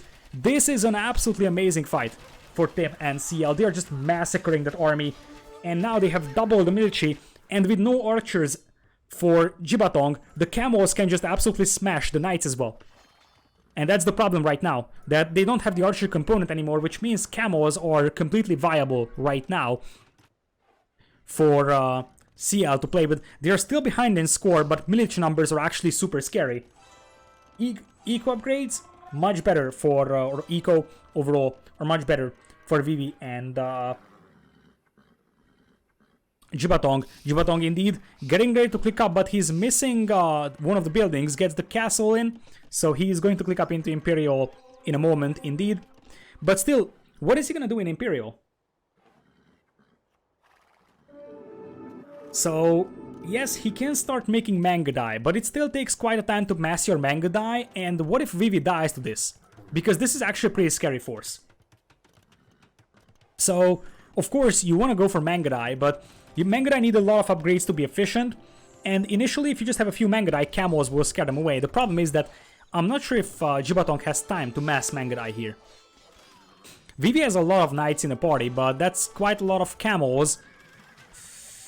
This is not a fight that they're taking right now, picking off villagers left and right. They're still behind the eco, so that isn't really going to give them any advantage, just decrease their deficit. Other side, we do have some crossbows getting absolutely destroyed by the castles. Apparently Tim didn't have the time to pay attention to this. Stable being rushed up for Bloodlines and Husbandry. And we have Imperial coming in here for CL as well. CL will be able to mass an army much easier than Jibatong will be able to, but Jibatong will have the better army in the long run. Vivi is pulling quite a lot of villagers to make TCs on the central gold mines. And I think Jibatong wants to do it on the other gold mine, but there is already a castle from Tim. Right side, still no fights happening though. And that is concerning, because the longer you wait, the more time Jibatong has to get his Mangudai numbers up high. As expected, those villagers will have to run back. In terms of map position, I actually like Tim and CL a little bit better, because they were able to take some gold away from this side. They secured half of the middle. The other half right now is just something that Vivi is about to take. And are we gonna have the big fight right now? Mangudais are coming in to help, but once again, they don't really have a huge amount of upgrades just yet. TC Fire is helping out immensely, but this might be the fight to take. Fighting up heals is far from ideal, but it's camos with +2/+2. Against knights with +2/+2, numbers might be enough here for Vivi though, and if this fight is lost, I think Tim and CL are dead. Yeah, this feels super bad for them. Maybe it was way too ambitious for them to take that fight up hills. Because it was camos against knights, and now the crossbows are gonna get surrounded. Vivi and CL are still behind in terms of military quite massively, but that's going to change quite rapidly as all the crossbows are getting torn apart, and now Mangudais will have their time to get their upgrades and eventually start snowballing this.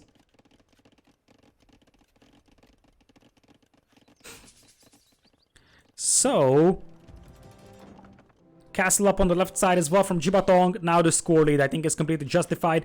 Military numbers are still better for CL and Tim. And they are about to castle drop the right side over here. You know, one thing that could work for CL is camel archers, if you think about that. Because camel archers are actually pretty reasonable at dealing with Mangudai. And I think that should be the plan for CL. The problem is that getting to decent camel archer numbers takes quite a lot of time, and we're going to see heavy camel, apparently. Other side, we're gonna have Arbalest at some point. Castle being trapped down. Tim is the last player to Imperial. Cavalier is almost in for Vivi. Left side, castle is up. Something that Tim does not see, so he's gonna get surprised by the trap showing up on the left side. Heavy Camo takes quite a lot of time to get to. And in the meanwhile, Heavy Camos still... well, these Camos are without Heavy Camo and Plate Boarding still, so they are going to lose quite significant numbers trying to save that castle. Cavaliers moving in on the left side, and this could be a lot of dead villagers from Tim over here. Like, his army is slow moving with the archers, and that's a problem. And this is why Mangudai is just a little bit better than foot archers in late game, because you're gonna have the mobility for your archer army as well. Nice move to snipe the villagers. Cannot deny the repairs.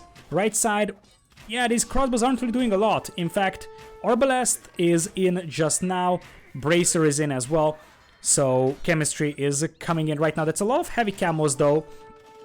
And let's be honest, if the Mangudai are on the left side, and there is Orbs and heavy camos on the right, things could still go pretty bad for Vivi's team. And this is the other thing to look at.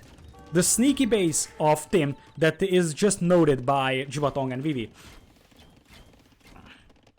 So this is still tricky. Apparently the Cavalier have left this engagement, or the Orbs cleaned up. And honestly, look at the Orb numbers for Tim. Tim has a huge amount of armies, 66 military. He's got 20 Orbs over here, 40 Orbs on the left side, and it's much easier to mass the Orbs than it is to mass the Mangudai. Vivi getting pushed off from his gold, losing quite a lot of villagers to the heavy camos. Once again, Mangudai are still without elite that just kicked in.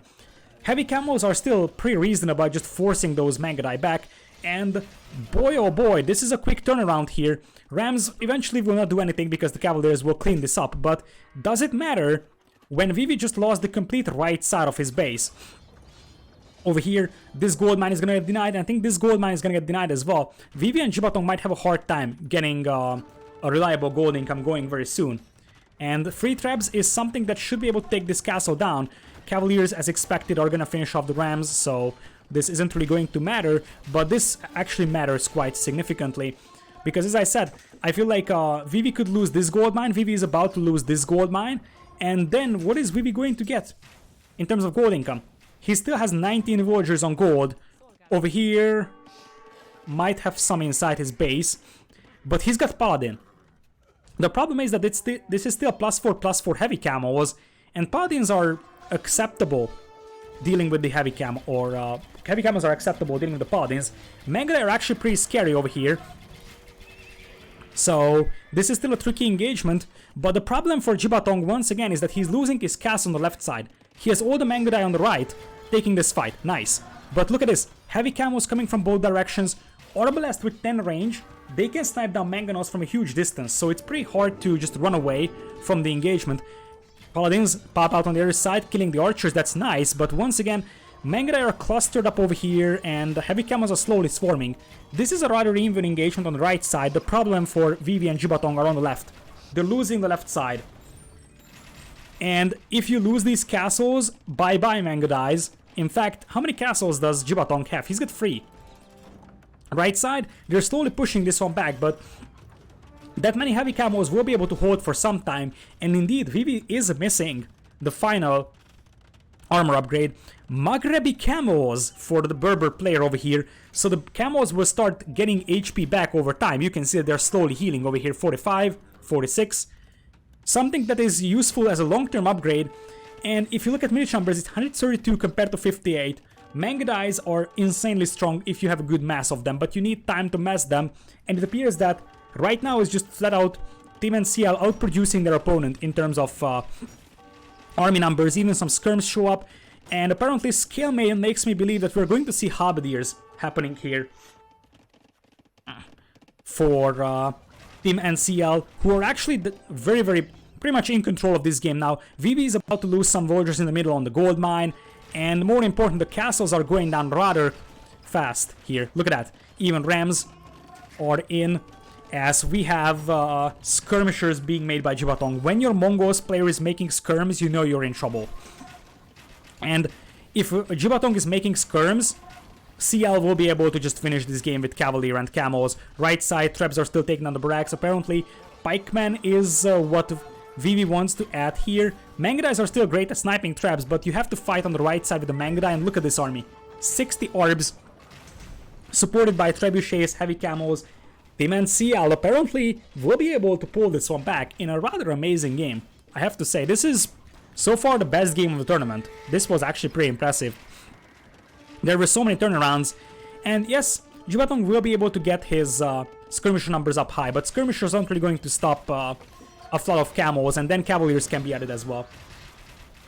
Look at that fight. 154 military against 94, and what matters is that there's only 2 castles left for Jibatong. He's pulling all the Mangudai to take this fight with the hill on his side, but right in the moment he's doing that, Vivi's right side is going to be exposed quite heavily. Here comes the big fight. Camels are trying to get a good surround on the Mangudai. Arbalest are also raining down death and destruction, and replenishing the Mangudai will be so hard here. Like, look at that. Mangudai numbers down to 31. Elite scrims helping out quite massively, but the numbers for Vivi and Jibatong are dropping quite rapidly. They might be able to hold this one with the hill. It is questionable. Mangudai will be able to finish off the trap, so the castles will survive for the time being. But this fight came at a huge price for Vivi and Jibatong. And considering that they're cornered over here with little to no gold income, 8 on gold for Jibatong and 5 on gold for Vivi, this is going to be an insanely hard game to pull back from here. So, yes, they managed to hold this one, but they lost multiple castles. They don't really have a reliable gold income anymore.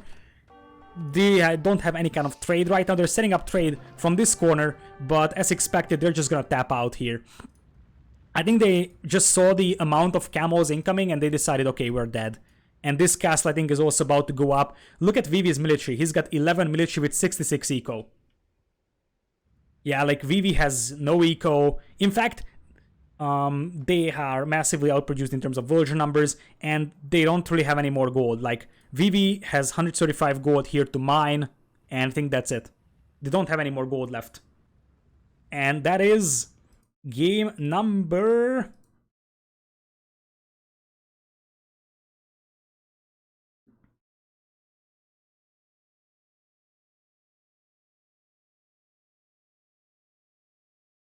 Game number 3 in the hands of Tim's team. After losing Arabia, we have a 2-game streak for them. And yeah, Vivi and Jibatong might not qualify, which is huge. 2-1 for Tim and CL. They lost Arabia, but they are stronger than their own home maps. And the first half of this game was pretty potato from Tim and CL, let's be honest.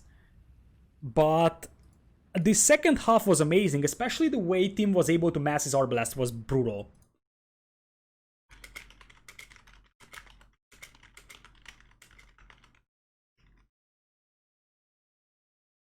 So, yeah, Tim in Team Games is a beast. You can say that Tim Games is really a home field for him. Let's take a look. Vivi, 23,000 food. But look at the gold income. For both CL and Tim, way better. They had just better map control as well. And KDs. Vivi had the most kills, but he actually has a negative KD. That's actually pretty fun. Look at this.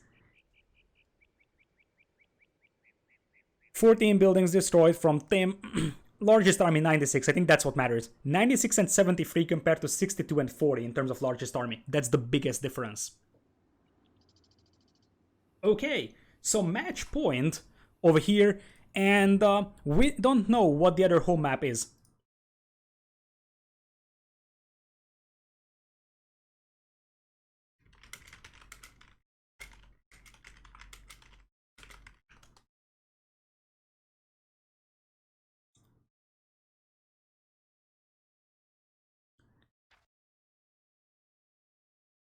So, well, let's take a look at the draft. Berbers is gone, Britons is gone. Other side, Magyars and the Mongols are gone. So we're left with Celts, Vietnamese, Lithuanians, Spanish, and Persians. Chinese, Malians, Burmese, Huns, Aztecs. Knowing Vivi's team, they probably want an open map. So there's a chance we're going to see something like Gold Rush. I think Gold Rush is in the map pool. The other home map for Jibatong's team is... for Tim's team is Nomad. This is, by the way, Tim's team on the left, China 5. China 6 on the right side is Vivi's team. They still have Spanish, Vivi's favorite civ. They still have Lithuanians. They also have Vietnamese. Celts, we're going to see how that's going to work out. Hey, Lohab, you missed the Malay game. The Malay game actually crashed Capture Rage, so it might have something to do with Malay being used in there. Okay, so right now the map is set to be Team Acropolis, but of course that's not going to stay. And eventually, who's missing from the lobby? It's Vivi missing. So we're waiting for the Fat Dragon to come back. Yeah, Malay are so OP that Capture Rage can't handle them. Indeed. Indeed, that's the case. So, knowing that there is Nomad in the map pool, and I think that's the second home map for Team and CL, I would say Malians and Chinese are the most legitimate over there, which would leave you with Huns and Aztecs for whatever map is coming up next. Other side, Spanish is reasonable for Nomad, Vietnamese is pretty good, Persians is decent as well, Celts can be justified. So for Nomad, they still have a pretty decent lineup of civs. For whatever the other map is going to be, something like Lithuanian Celts could work out fine. I'm really not sure what the other map is. It's going to be better in the main event, because then we're going to have the drafts in advance and we can take a look at the map before they actually launch up the series. So Team NCL, I think it would be a surprise if they would actually qualify for the main event against Vivi and Jibatong. I thought Vivi and Jibatong are gonna win Frey too, but I'm not 100% confirmed anymore. In fact, Team NCL are looking pretty beastly over here, and they would be the second team to represent China in the 2v2 World Cup's main league, and it also hurts quite badly for the Silver League teams, because this means that if Vivi and Jibatong loses this game, Silver League will have Vivi and Jibatong, and that's like crazy. Silver League has teams like, for example, me and Sally, and teams like that, so for them it would be easy money. Anyways, apparently we're going into Nomad. Interesting.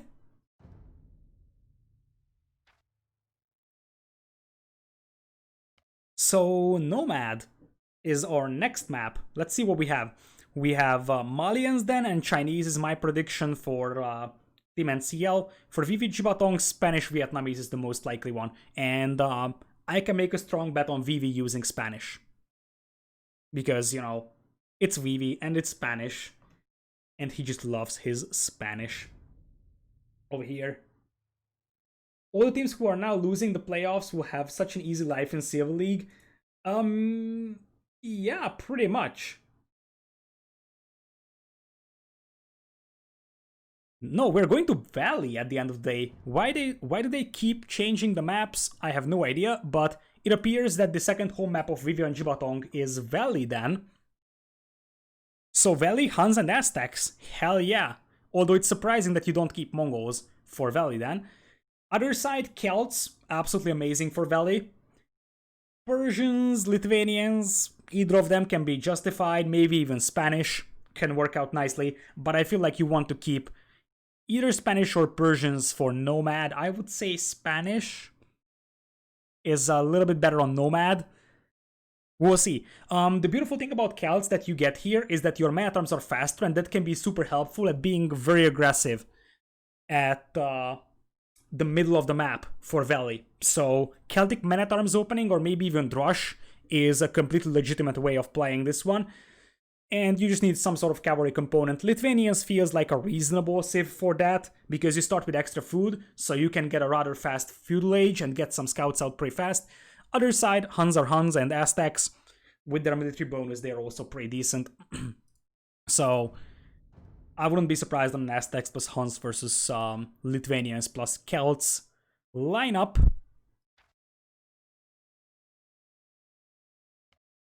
Okay, so we're just waiting for them to launch up the game.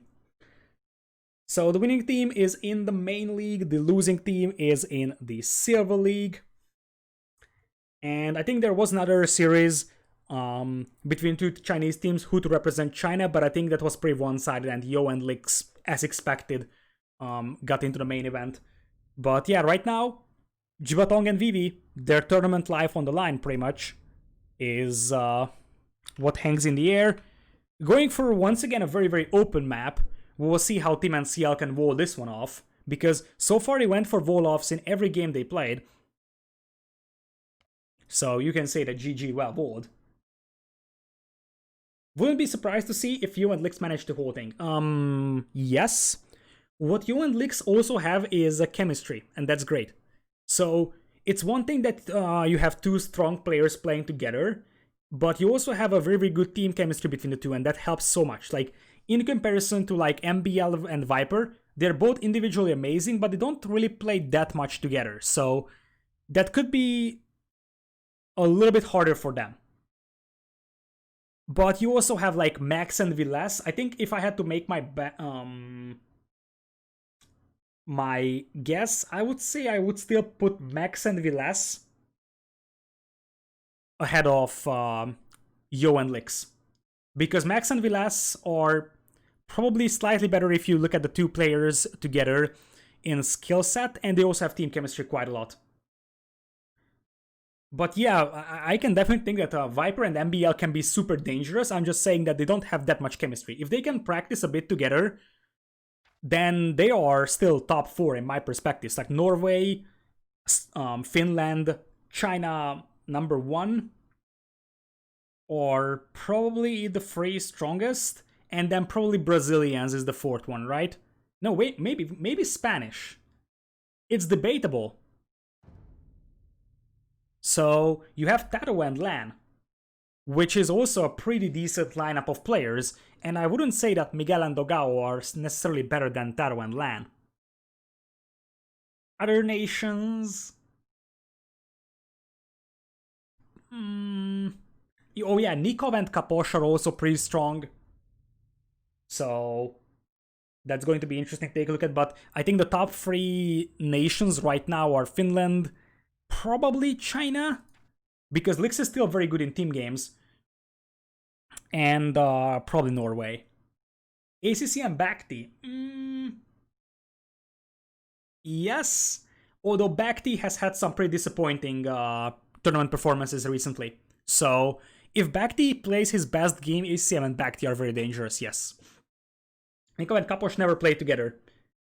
Yeah, that's the problem.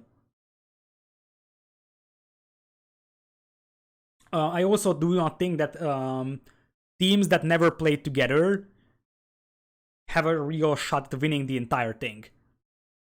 They might have a shot at... As my game apparently froze. So I need to restart my game. So yeah, I think the same thing is there for Hera, Slam, and Chris. Because, of course, you can practice together, but you cannot replace years of playing experience together. Knowing the tendencies of your teammates is just so invaluable. Like, especially like Max and Vilas, they have been playing in the same team for years. So they know every little bit of detail on their teammate. They know how their teammate is playing. It is just immensely helpful in a team game scenario like this. I think that like semifinals might be something that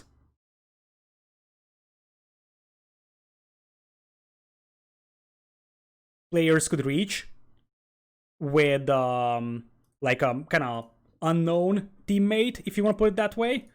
What's up with my game?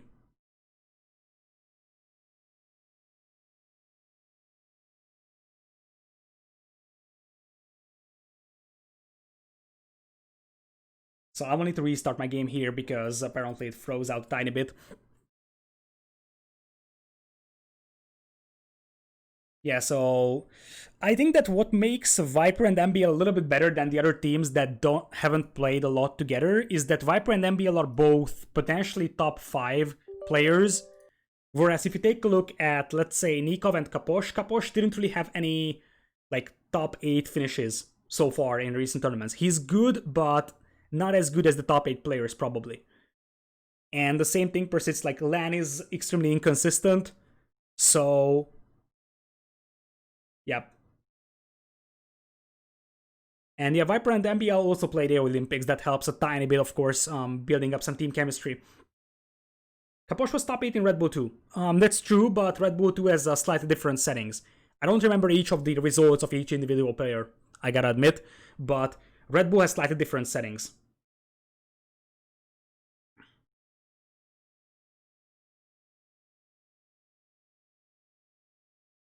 Semis should really be China, Norway, Finland, Brazil. Yeah, that is a decent approximation, Memb. I would probably put Spain in there as a candidate still, and Vietnam. So I think those are the top 6 teams right now. But yeah, like if you want to go quarterfinals, you add Spain, you add Vietnam, you add Argentina, and oh yeah, Canada, indeed. I completely forgot about Canada. Oh, Spain is impossible. They don't have Memb. Why didn't you sign up for Silver League? We would have had a great series against each other, right?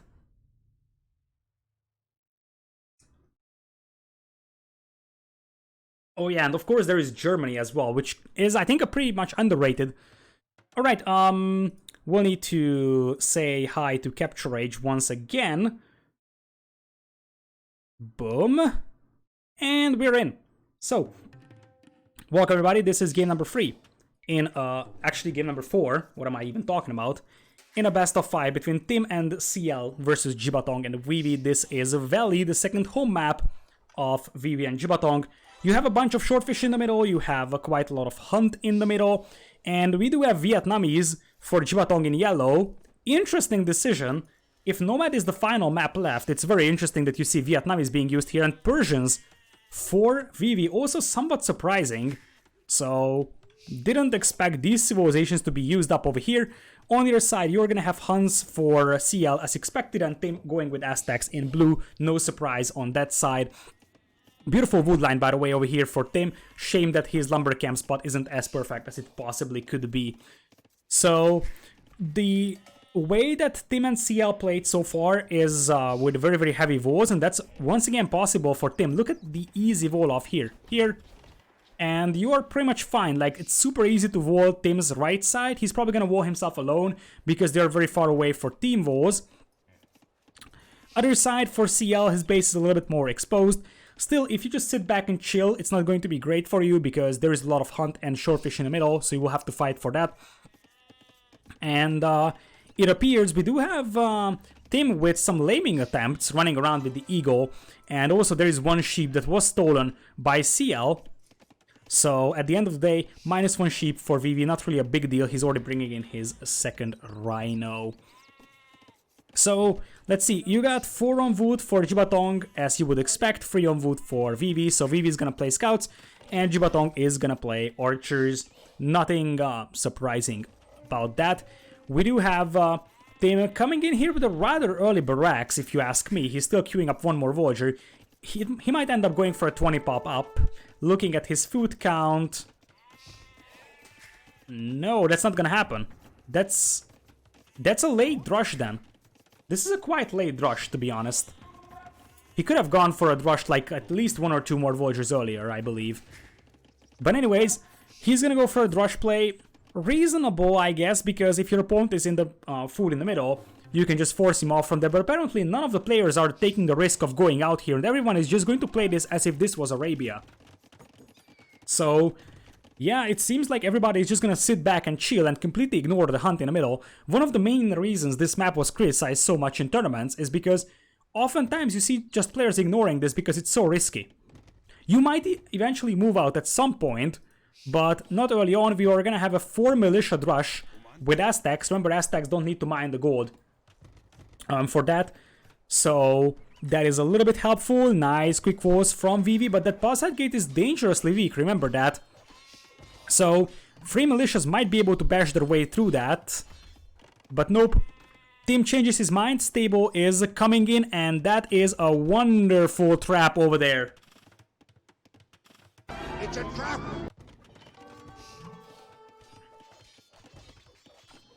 So yeah, those militias are pretty much gone, including the Eagle that hurts the most.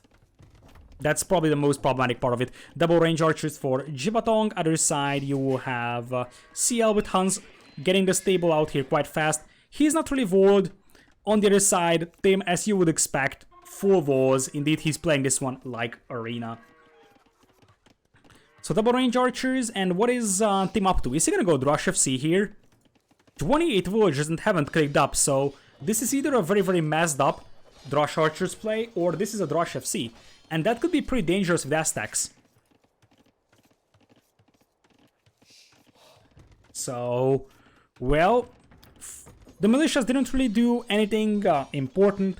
So I think the key thing if you're going Drush FC in a 2v2 with the archer civ is that you have to make sure that your teammate is fully walled and safe. Because if your teammate is open, you're just going to sacrifice him. Luckily for CL's team, Vivi isn't really playing aggressive, and same thing stands for Jibatong. So what is Vivi up to? Is he still massing scouts? Yes, he does. So it's going to take quite a lot of time for him to get up to Castle Age. He's not just sitting back chilling and waiting for Castle Age. He wants to take this fight against the militias. This might have been a bad move from Vivi. Is he going to lose a villager here? Apparently not. It's going to be a cleanup. I like that he's pulling the villagers to take this fight and help, making sure that his scouts don't lose that much HP, but that will end up being a villager killed. Nope. No villager killed. 1 HP, surviving with everything that Vivi had. Yeah, that rush from Tim didn't really do much. Indeed, as Wildbeast is saying, calculated. So, eco is looking decent for Tim here. He is going to be able to click up to Castle Age here rather easily. Now, what is up with these walls for CL? He's still wide open and scouts are coming his way. And that could be pretty problematic. The other thing that I'm noticing is that these walls are a little bit greedy.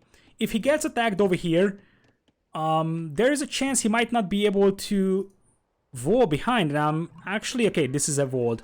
There is a tree hiding behind here. So this is actually fully walled. Scouts are coming in right now, will not be able to do anything. And indeed, archer range, blacksmith coming in here for Tim. He's hiding the range away from his opponent, but it's fairly obvious he's going for an archer range play here. Other side, we're gonna have Jibatong coming in here with the archers. So both players for Tim and CL will be fully walled, and for now, CL is going to be able to move out with his own scouts once he has the walls up. In fact, I have no idea where his scouts are. Oh, he's inside the base of Jibatong here. Somehow got inside. No idea how, because this seems to be fully walled. Anyways, name a better duo than Tim and Stonewalls. Here they are. Castle Age is on the way for Tim, getting range number 2 up on the field.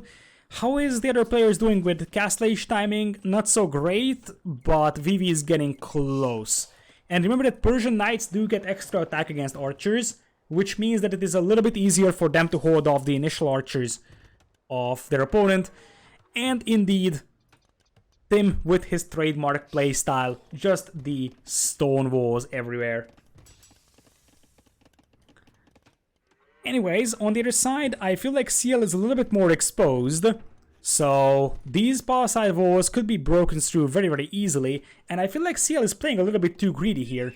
He didn't really add a lot more scouts. And now he's planning to go up into Castle Age here rather fast. Look at those resources. 633 food already. He just wants to get a rather decent Castle Age time in. But these walls are kind of far away. And I have a feeling that he's not going to have the time to get there to repair it. Oh boy, he knows those walls are gonna be broken through, and that's a disaster. Remember game number 1, I believe? Where the same thing happened, just the gate opened for CL and the scouts and archers went in. That's the same thing. Yeah, there is going to be a defensive tower, sure, but half of your farming space is gonna get denied. Luckily for him, he's going up to Castle Age here. Tower eventually is going to go up, but the question is what is going to be left from his eco by the time he gets into Castle Age, because that's a lot of dead villagers. That's a lot of dead villagers. And a lot of denied farming space as well. Scouts running right past the town center. Archers might try to do the same thing. And oh boy, that's a disaster for CL. That's an absolute disaster. He went way too greedy. These walls are kind of far away, so he wasn't able to repair them. And he just went for straight Castle Age.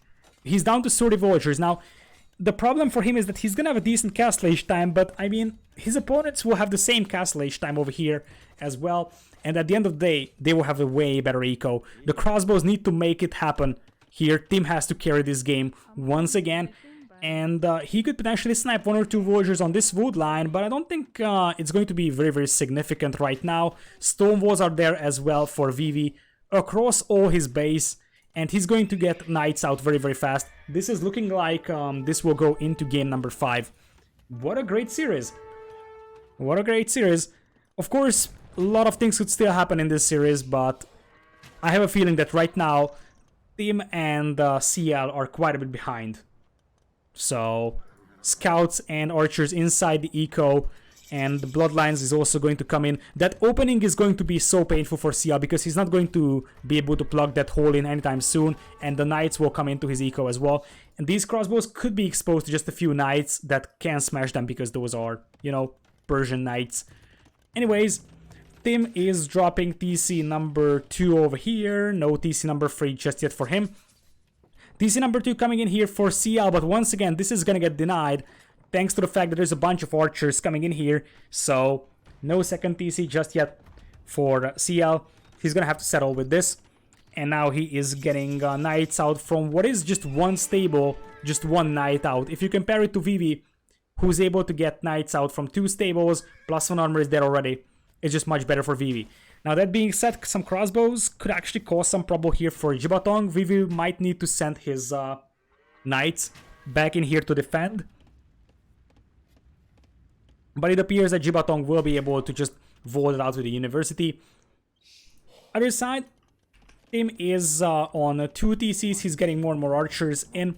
For now, gets university for ballistics. The problem is that CL needs to go for a monastery over here. That isn't really going to save you, my friend, because there is still some scouts around, there is crossbows around.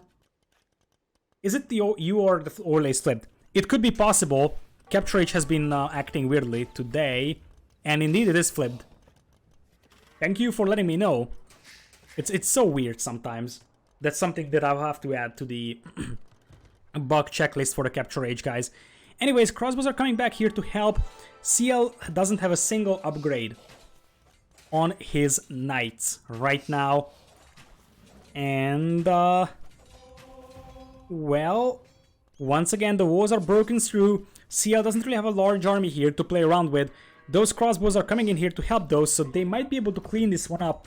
2 TCs for CL, but his eco is under very, very heavy pressure. He's down to 42 vultures. Now, that being said, he still has more than Jibatong. So, if he doesn't lose a huge amount of villagers here, and they can clean this up using the crossbows, they will technically still have the eco lead by a quite significant margin. So it appears that Tim, playing with 2 TCs and making the third one just now, is going to pay off. 3 TCs already for Jibatong though. Vivi is playing with 2 TCs, but those are Persian ones. So I think this kind of even eco is going to stay for quite a time. Crossbows are coming in here. Ballistics is already in for Tim, so he can take a rather decent engagement over here. Armor is there as well, and those knights are kind of mispositioned. This is not looking like a great fight for Jibatong and Vivi. They're losing quite a lot of crossbows. Still, CL is without a single upgrade on those knights, and that hurts so badly. Aztec Eco is still something that could potentially push Tim ahead of Jibatong. But once again, I think it's this team that has to kind of carry this one. Crossbow reinforcements are coming in. Military numbers kind of even, but in this particular fight it seems like Jibatong and Vivi does have the upper hand.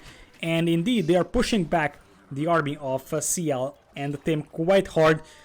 Reinforcements will come in from Tim, but those are just a few crossbows kind of isolated from the rest of the guys, so they could be caught off guard by some knights. And it is really Jibatong's Vietnamese crossbows with the extra HP, and also Persian knights that have an extra attack against archers, +1/+1 on those, and this is just basically copy-paste the first game. An opening on the walls pretty much made CL's eco an absolute mess, and he wasn't able to get any kind of cavalry out with reasonable upgrades. He still is trying, and he now has +1/+1 bloodlines, if I'm not mistaken. No, it's just +1 armor, and that knight with +1/+1 bloodlines was converted.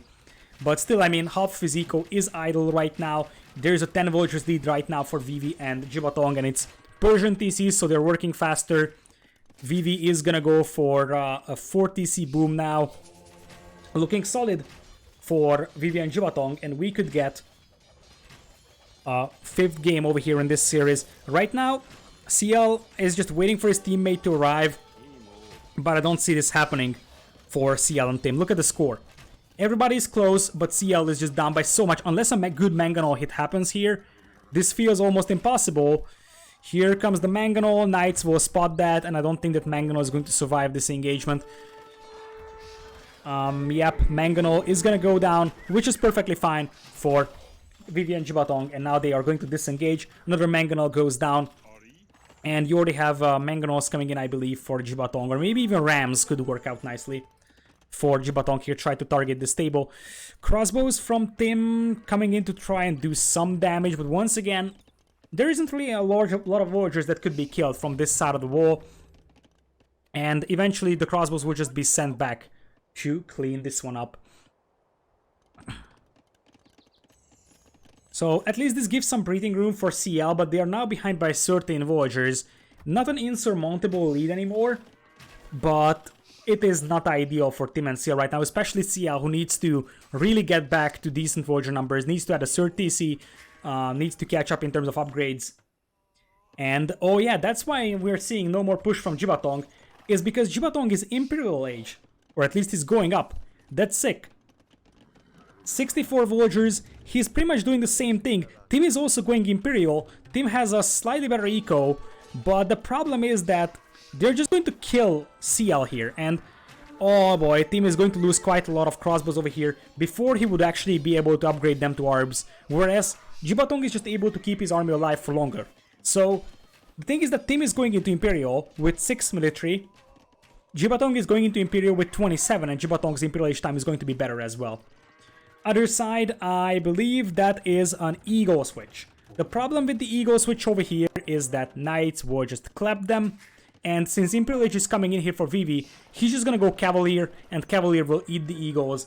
The Eagles alone aren't going to save you. Orbs from Jibatong and potentially Rams will finish off CL, who is trying to stonewall his base, but against the Imperial Age units that doesn't really work anymore. A few Rams will bash through that very easily. Other side, indeed, eventually we're going to see a massive tech switch from Tim, trying to get to reasonable Eagle numbers. He might even be slung by CL, I'm not 100% sure on that, we'll be able to check that out after game. Actually, there is, I think, a tribute sent received button, and nope, there is no tribute sent received, so no one is slinging no one here. But yep, orbs are in. Battering rams could already pop out. There is actually a Mangonel, but eventually orbs should be able to just snipe it down from the other side. It's surprising that Jibatong is not taking the initiative, because he could have stopped these walls a little bit earlier. He's waiting for Capdram to come in here. Just one Mangonel, but yeah, orbs are going to be able to take that down. So you are not going to be able to stop this one. And indeed, Eagle is coming in for Tim, but like the best thing he could imagine for himself is he somehow cleans this up.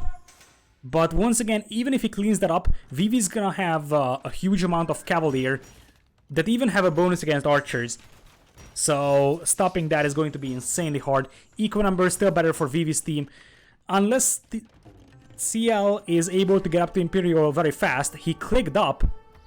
This is going to be pretty tough. Which TC is he using for that? Going to be close if you ask me.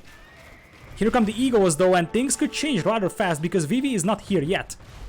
And if the Eagles finish off the Arbs, these Eagles are still missing +4 armor though and Elite Eagle.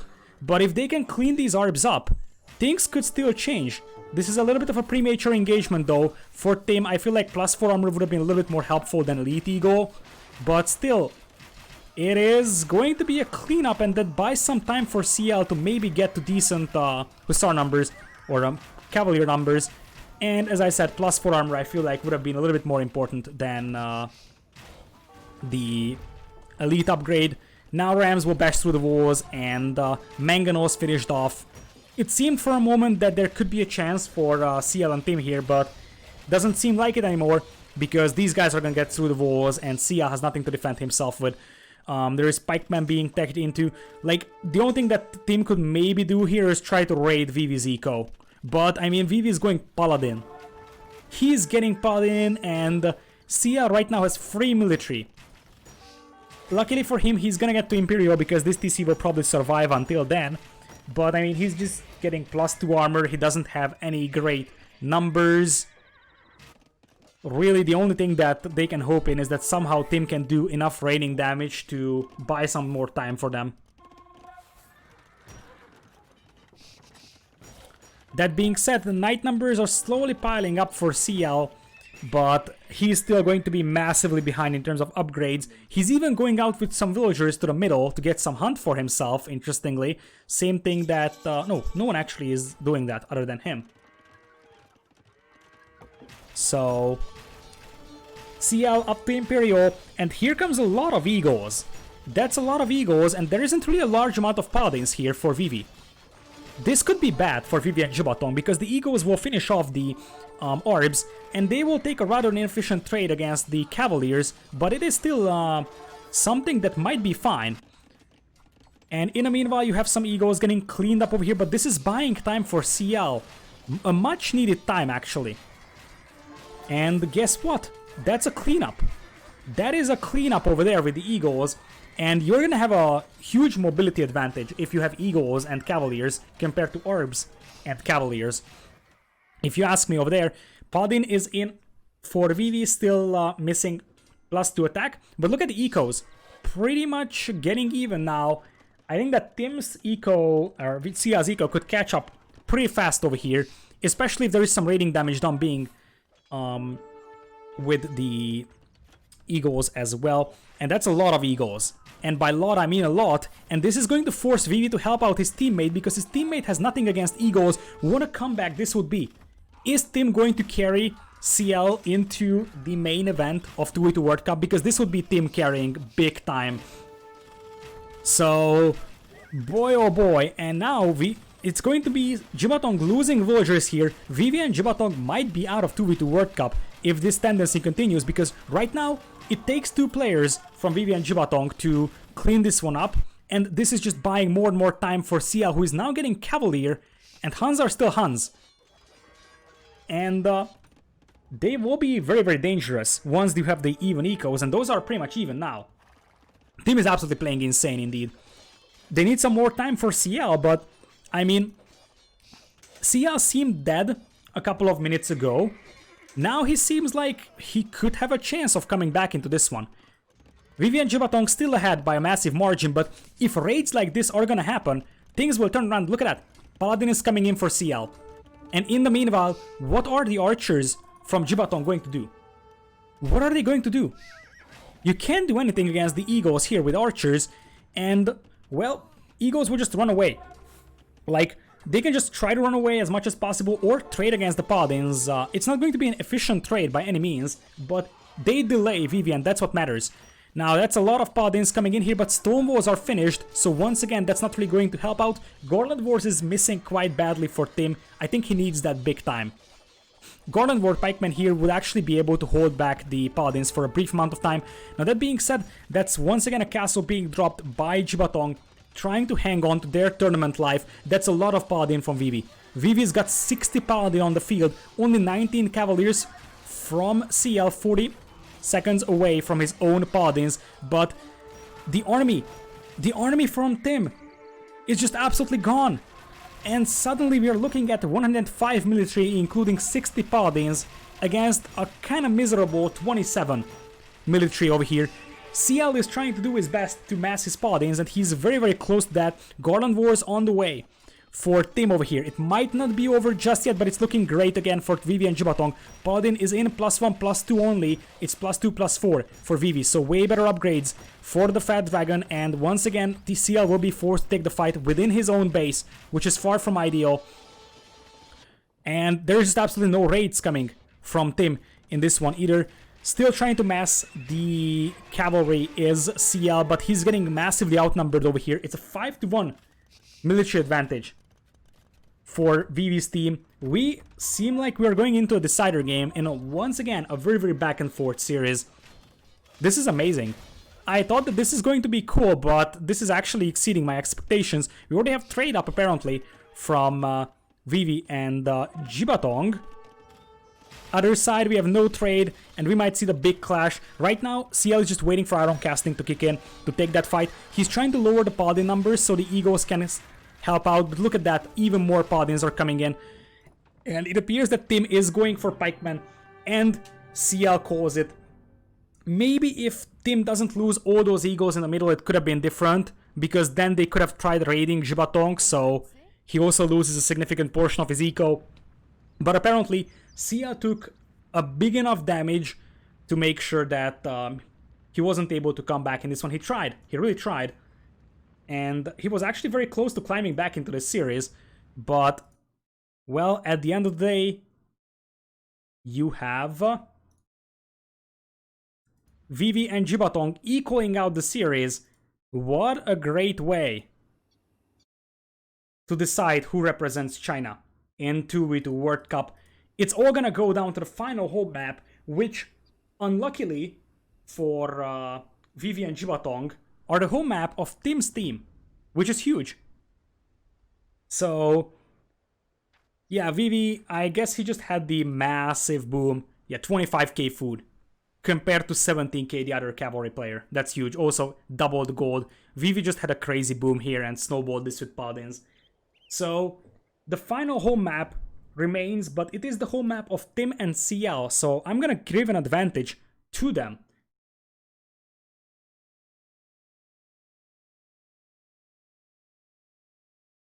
Anyways, we have Persians and Vietnamese gone, so as far as I know, I guess the last home map is going to be the home map of Tim and CL, which is, I think, Nomad. And we are gonna have Chinese, Malians, Burmese left. That should be Chinese, Malians for Nomad. Other side, Celts, Lithuanians, Spanish. Celts and Spanish, I guess? Although it would be so weird if Lithuanians went unpicked.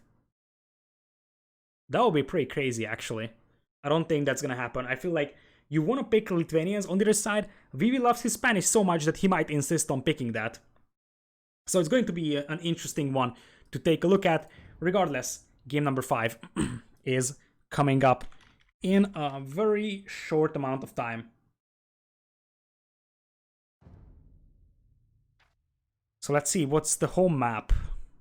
It's Nomad.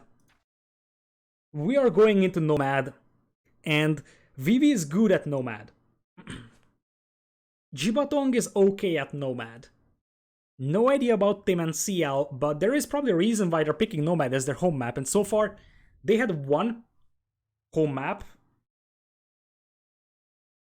Team Islands, that they won. They also won on one of the home maps of Vivi and Jibatong on Team Acropolis, so let's see if they can win on their own home map. That's just perfect. Like, it is great when you have the decider game on your own home map, because you prepared for that, you should have the upper hand in that map, I think. So, players are selecting colors right now, and we should have a game in a brief amount of time. Oh boy, this actually is a very, very long series as well. This started 2 hours ago, 3 hours ago. It started 3 hours ago, right? And I've been already casting 2 hours before that because it was scheduled to start 11 GMT. And I'm getting hungry as well. So luckily this is game number 5, and after that I can go and eat something. Yeah, it's interesting that there is no new maps in the World Cup over here, just traditional maps. I guess it makes sense from one side that you basically just have standard maps, something that everybody knows. On the other side, I also like to see some new maps in tournaments from time to time. At least 1 or 2 new maps. Yeah, in before 2 hours Nomad game. There is a chance that it's going to be a 2 hours big Nomad game, especially considering that it's a decider. The problem with Nomad games is that finishing off your opponent is very hard on those. And because of that, like, we could see a 5 hours long game because just neither of the team refuses to give up. And on Nomad, you can just keep running, and just get to certain other parts of the map where you're still able to rebuild. So it's very hard to finish your opponent off on Nomad.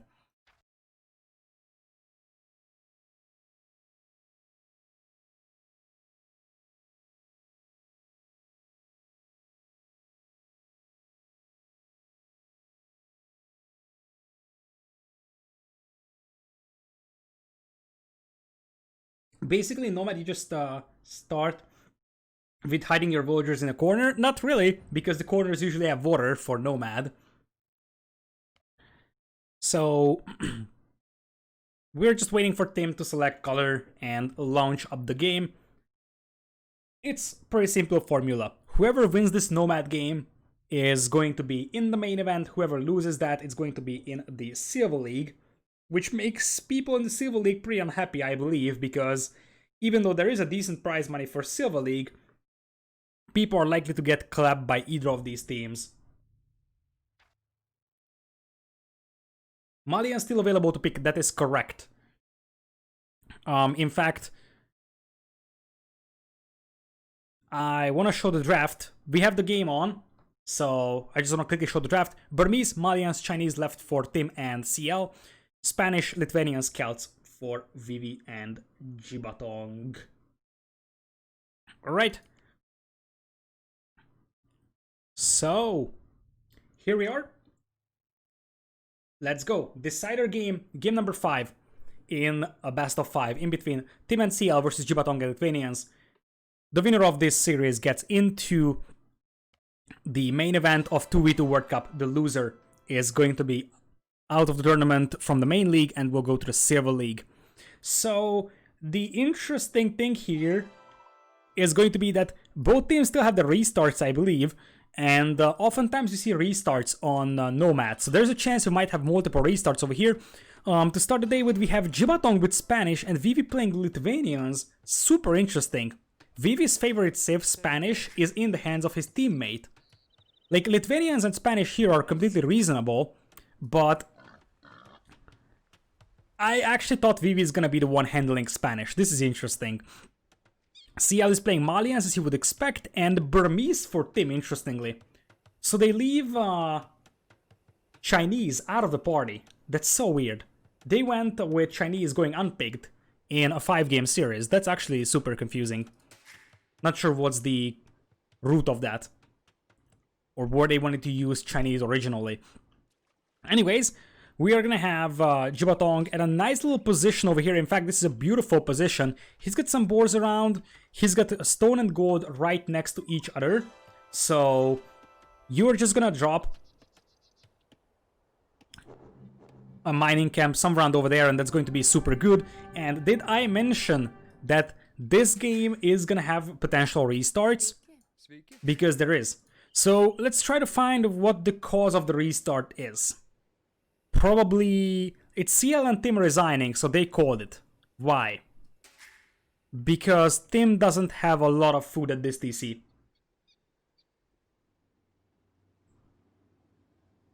So, like, there's only berries, no sheep, no nothing, no huntables. Like, this is the closest huntable, which is not ideal. Not really any deer either. So I guess Tim's TC spot is quite bad, so is the one from CL, to be honest. Like, not a lot of huntables around. In fact, oh, I see why. I see why. Now I can't turn on the POV of the players because the game has ended. But the reason why this happened is because CL dropped the TC over here. And he probably thought that this is a bigger wood line. And then sent out the villager and realized it's a small wood line because there's a bay here.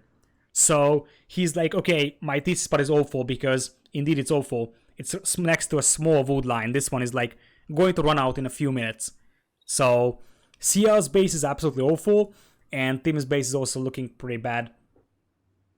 So we can get going with the other game. Why did I play? I clicked single player for whatever reason. Alright, new game is up. So Tim and CL have used up the restart. Next up is going to be either a game or another restart from the other team, Burmese Malians versus Spanish Lithuanians. Interesting generation. You have a pretty narrow crossing over here and here, but this is a huge sea on the north, so whoever gets a dock in here is going to be pretty lucky. So, let's see. Instant Town Center coming in here for Vivi. Nice spot, close to gold. Does have some berries close by, a boar close by. Wood line is actually okay, not the best, to be honest, because there isn't really a second boar to bring in, not really a lot of close deer, and they still have the restart, so I could imagine Vivi saying, okay, this is a decider game, so I want to have a new TC spot for myself. This one is a reasonable spot for Jibatong, but he doesn't really have a lot of food either. So, not great, not terrible for him. And we're gonna have an okay TC spot on the right side for Tim, but kind of far away from gold and stone. And also, just one boar in a close vicinity. And very close to him is his teammate, CL. Close to stone, close to gold and wood, but once again, limited food income for them, I would say. So, none of the players have an absolutely amazing map, if you ask me. On the other hand, I feel like I like the position of Tim and CL a little bit more. Because the thing is that for Tim and CL, they're close to each other, and that helps immensely when you're trying to defend your teammate.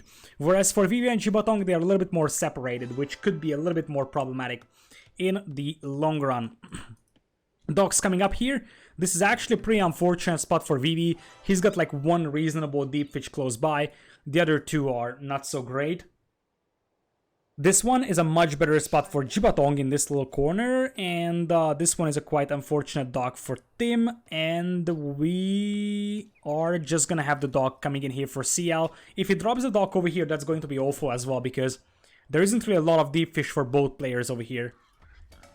Yep, apparently CL is the only player without a dock yet.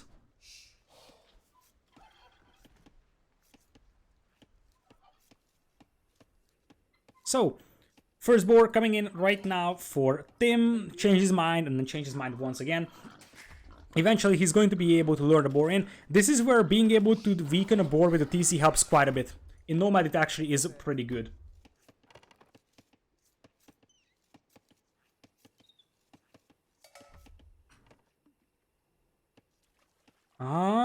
There is still no dock for CL, right?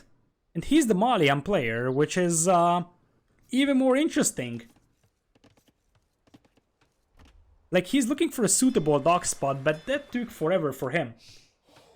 Like, everybody else has like 1 or 2 fishing ships out by now, so he's going to fall behind quite massively in terms of economy. Anyways, for now, Vivi brings in a boar. Oh, look at that, that's even a kind of a neutral boar. He's just chilling here, he didn't even damage it, so this is the natural habitat of the boar right now. And Vivi apparently is just going for full fishing eco right now.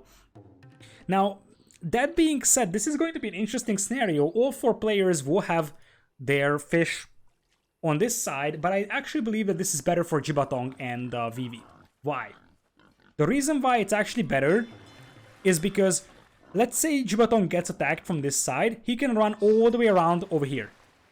Vivi is cornered, which is not nice. But if you take a look at Tim and CL, if they start losing the water, they will just get sandwiched in between 2 players, and they could lose all their fish with no escape possibilities. That's a quite long boar lure coming in here for CL, brought that boar all the way from that side, and he did spot the dock of his opponent during that, so they know about that dock.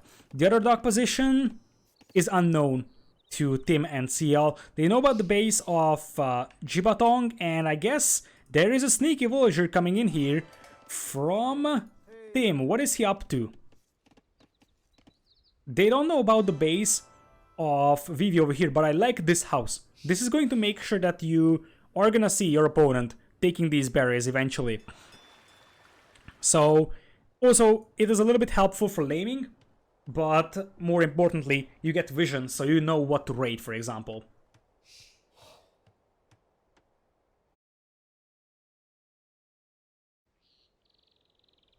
Alright, so houses are in. Vivi is a little bit late with his second boar, but still going to be fine for the time being. And other than that, Jibatong has 2 boars under his TC. Both of them have quite a lot of food on them. And the second dog coming in here for Jibatong. This is going to be a perfect dog spot for him. Very exclusive in this corner. And look at Tim laming away the boar from his opponent. It's not like Vivi necessarily needed that second boar over there, but still going to be pretty annoying as Vivi is going loom. So maybe he wants to bring that boar in. Nope, he doesn't see that. He doesn't see this boar either, so maybe he wants to go out for this boar. That seems reasonable. By the way, are the colors bad once again? Yes, they are. So I'm just gonna fix that. So 25 villagers for Vivi, 23 for Jibatong, only 22 for CL. And once again, they are going for the walls. That helps quite a bit when you are so close to your teammate. This is pretty easy wall off, so they could have a nice little corner over here on the map. Meanwhile, we're gonna have Tim bringing in another boar. I don't know what this villager is up to, but maybe trying to lame a villager away from Vivi? Or he just wanted to dock. Oh, he's trying to take that fight. Indeed, scaring away the villager. The second dock is up for Vivi as well in this corner. As we do have Tim. I think Tim might be aware of the TC being over there.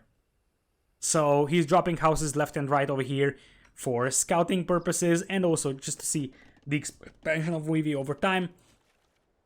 And Fuel Age first in for the Fat Dragon. The extra food with Lithuanians helps quite immensely here, and that means he's gonna be the first one popping out fire galleys, which could be super helpful now. Tim is pulling more villagers and Vivi!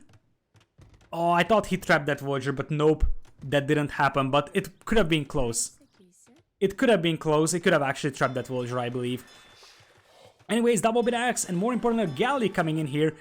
It seems like, for whatever reason, Tim is just walling in this dock. Probably to prevent repairs on it later on. Right now, Tim trying to wall in Vivi's villager here to trap that lady.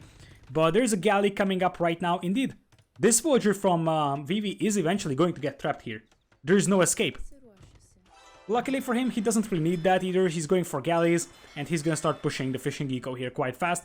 Fuel Age is in for CL as well, as he's making galley himself.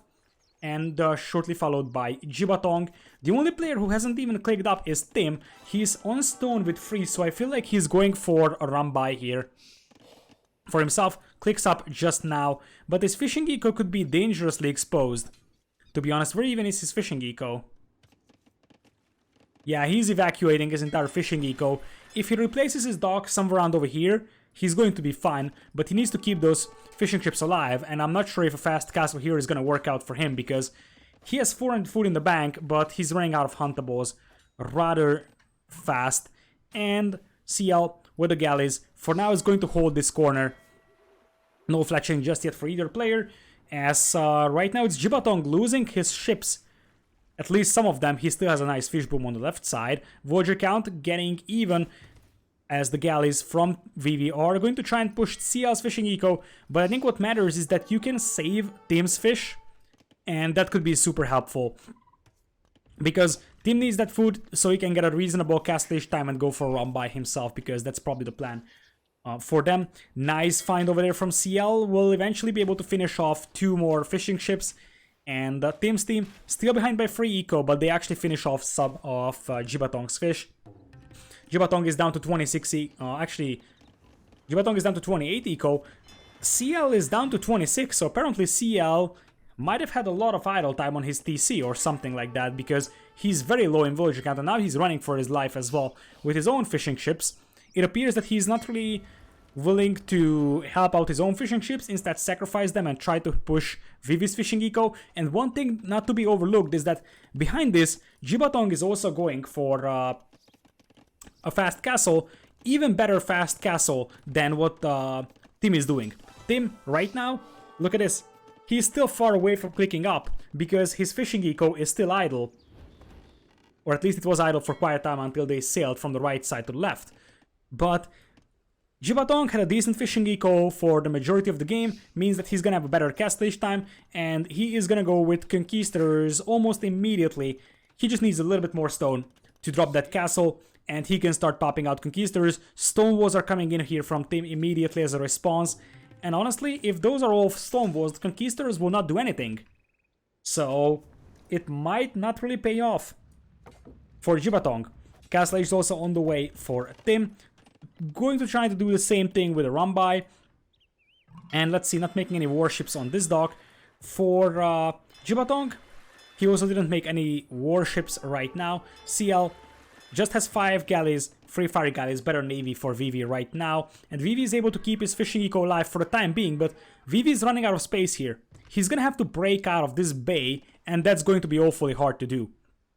It appears that CL might be heading towards the fishing eco here in the corner. I'm not sure if that is something that Tim has found. He might have found that at some time before. And that could be the reason why they're heading that way. But yeah, Vivi's fishing ships will have to leave this bay at some point. Full stone walls are in for Tim, so by the time the first Conquistadors arrive, everything will be void for Tim and CL, but they are not going to have map control. They will have a nice little corner here, but that's it.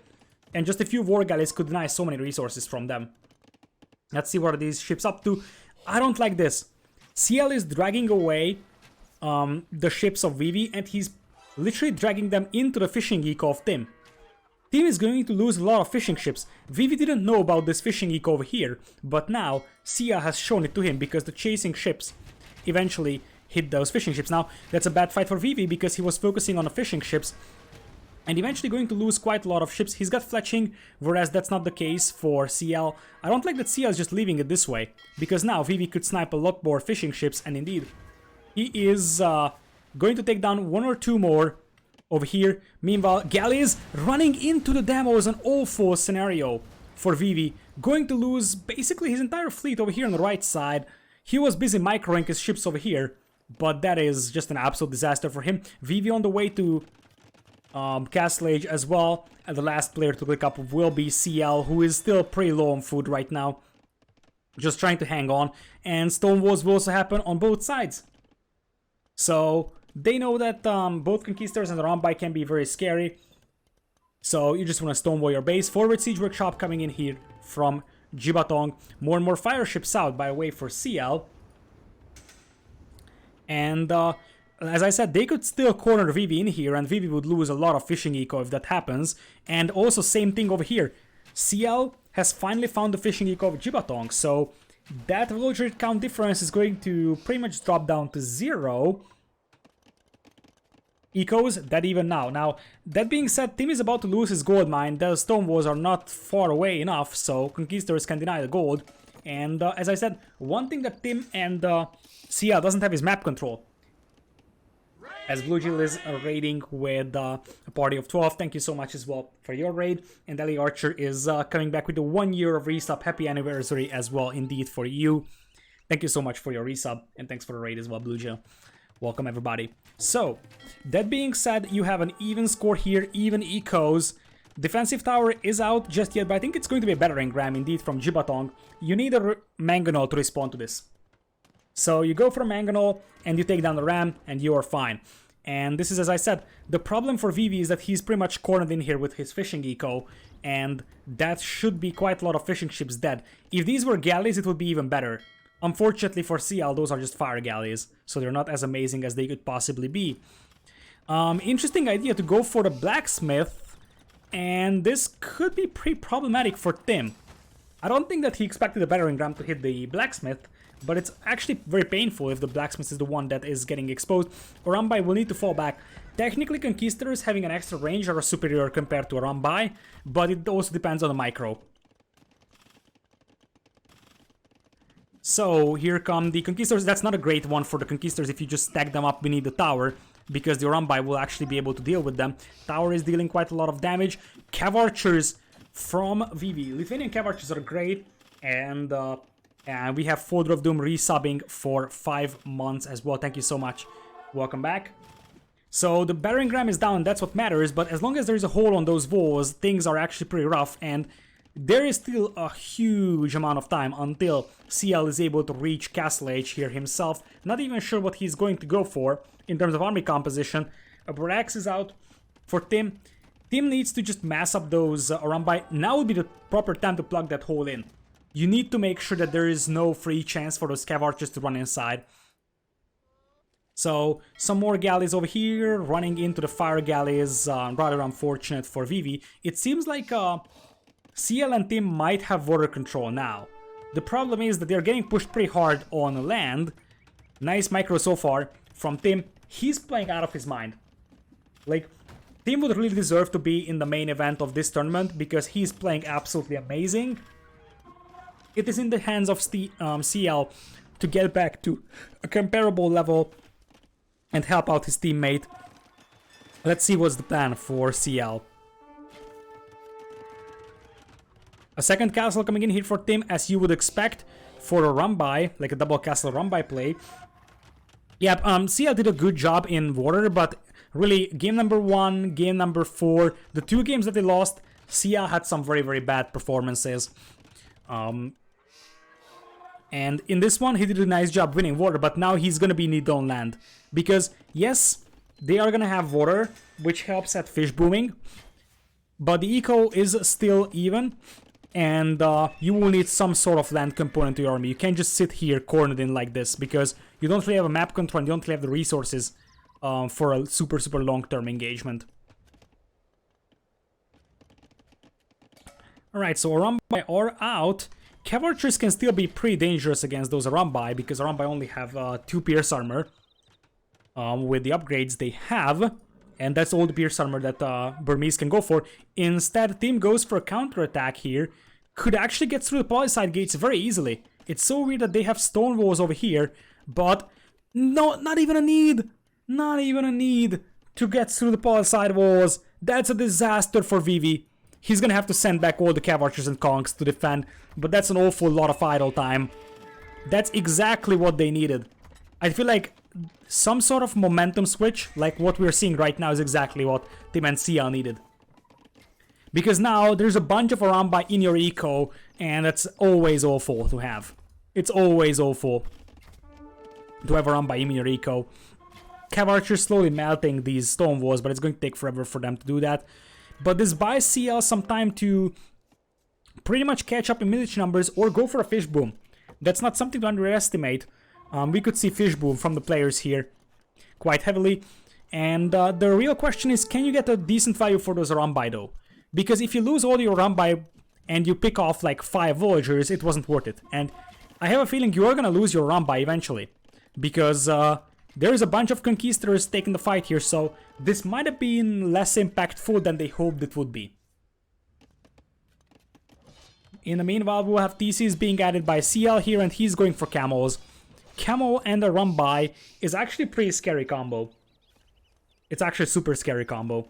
Cav Archers trying to cut off the escape path for those Arumbai, even taking the hill. Cav Archers are definitely a decent response to the Arumbai, but if the Arumbai get close, they actually deal a lot of damage to those clustered up CA. Still nice micro. Beautiful micro actually from both players in Vivi's team, but still they are losing a decent amount of units here. Not really the value that Tim wanted to get out of his Arumbai, and meanwhile Vivi's team is getting ahead by a massive margin in terms of eco. 30 villagers lead is super significant. Look at that, 142, 117. Military numbers are pretty much even, but 9 Arumbai, we could say goodbye to them. Now would be the time to shoot with the Arumbai though. They are great at shooting on clustered up opponents. Indeed, this is the time to take the fight. Not the best for Tim, but I think he might still be okay with this one. He's got 2 castles to mass Arumbai, whereas I think there is only just 1 for Jibatong, for Conquistadors. And let's not underestimate the fish boom, which helps quite a bit when you are planning to go for rather fast Imperial for the players. And another castle comes in here to secure some additional mines over here. It's actually a nice spot, but the problem is that it's blocking a perfect TC spot.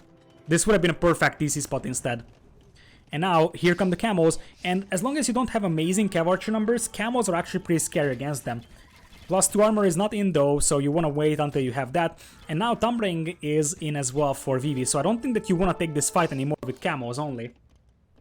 The problem for Vivi and Jibatong right now is that skirmishers would absolutely destroy everything that they have. Of course, none of the players from CL and Team have decent skirmishers, so Burmese skirmishers are awful, and Malian skirmishers will be lacking bracers, so none of these are amazing. Still, camos act as a perfect meat shield, and Arambai can be the damage dealing unit, so they can try to force fights, and they're crawling forward more and more. Team and CL with the score lead, but just by a very, very small margin. Eco is still way better for Vivi and Jibatong. Nice choke point fight that could be there for Vivi. Indeed, that's the case. But now the Arambai run inside. I think that if the Arambai just help the camos here, all of those cav archers would be dead by now. And Vivi knows that. Vivi knows that he cannot afford to take that fight in a choke point against Arambai. Once again, I'm not sure if Team and CL actually get a value for this fight. They kill a few villagers, sure, but they are going to lose 10-15 Arambais and a bunch of camos, whereas their opponents are barely losing any military. So they are losing a lot of military for a kind of low amount of villager kills. In fact, they're still behind in villagers, so I'm really not sure if taking these fights, diving in like that, is actually justified for Tim and CL. Now that's actually a decent fight. For Tim, he's cleaning up quite a lot of those cav archers that are stacked on top of each other. Camos over here, not really inflicting a lot of damage. Anyways, none of the players are going Imperial just yet, but Vivi is stacking up quite a lot of food to do so. So we might see him going into Imp, or he can just stack into Elite Skirm, which also works nicely. Interesting that they don't trust their cav archers, because cav archers are working just fine against the Arambai. Second castle, actually no, that's not a second castle for Jibatong, that's a castle from CL. Very, very aggressive one, and now they are the team with more map control. So, Elite Skirm is in for Vivi. It is debatable if this is really what they need. I am not 100% sure, honestly. Alright, I don't think that this castle actually is classified as being on a hill though, so I think you need like one of the more interior tiles to touch the edge of the hill, but Trident probably knows a lot more about that. So right side, still pretty much a stalemate, and this could end up being a very, very long game. The reason why is because both players have one side of the map, and the army compositions look like they could actually stall out. This is Coastal or Nomad? It's Nomad. Coastal is never a tournament map, basically. Or Arambai doing quite a lot of damage here. The beautiful thing about Arambai is that even though they miss darts, once you have a good number of them, they pretty much do area damage, because every dart they miss is going to hit something else. So, if you have clustered up units, you really have to be careful against Arambai. Forging is in as well for CL, and we are seeing a Spearman being added by Vivi. So he's trying to go like Pike and Skirmisher, but they absolutely struggle fighting against the Arambai. And guess who is clicking to Imperial? It is Vivi, and it is Team. Also, Jibatong is almost up, so CL once again is the only player without Imperial. He's got a nice force of camos over here, but I question if he's going to be able to kill a lot here. Once again, they take over in terms of villager count, but I feel like once again CL and Team might lose this army, and Vivi and Jibatong aren't really losing any military numbers. They just keep adding more conquistadors, keep adding more cav archers. Nice snipe on the fishing ships to kill some eco from your opponent. And it appears we are gonna have halberdiers and rams from Jibatong, and on the other side we might see Vivi going for elite skirms with the Lithuanians. That's actually huge cleanup camos to come. Some sort of acceptable engagement there, but still, Conquista numbers were pretty high and they were fighting in a choke point, so it wasn't ideal by any means. And I feel like unless CL gets up to Imperial here quite fast, he could be in trouble. 107 villagers, but he's not even clicking up to Imperial. But that's a lot of Arambai to fight against, and there's a lot of camos to fight against. Halberdier and Rams are in, but Rambai are actually pretty decent against Halberdiers as well. And let's see if we're gonna get a trap out. Nope, Tim is just going for full Rambai.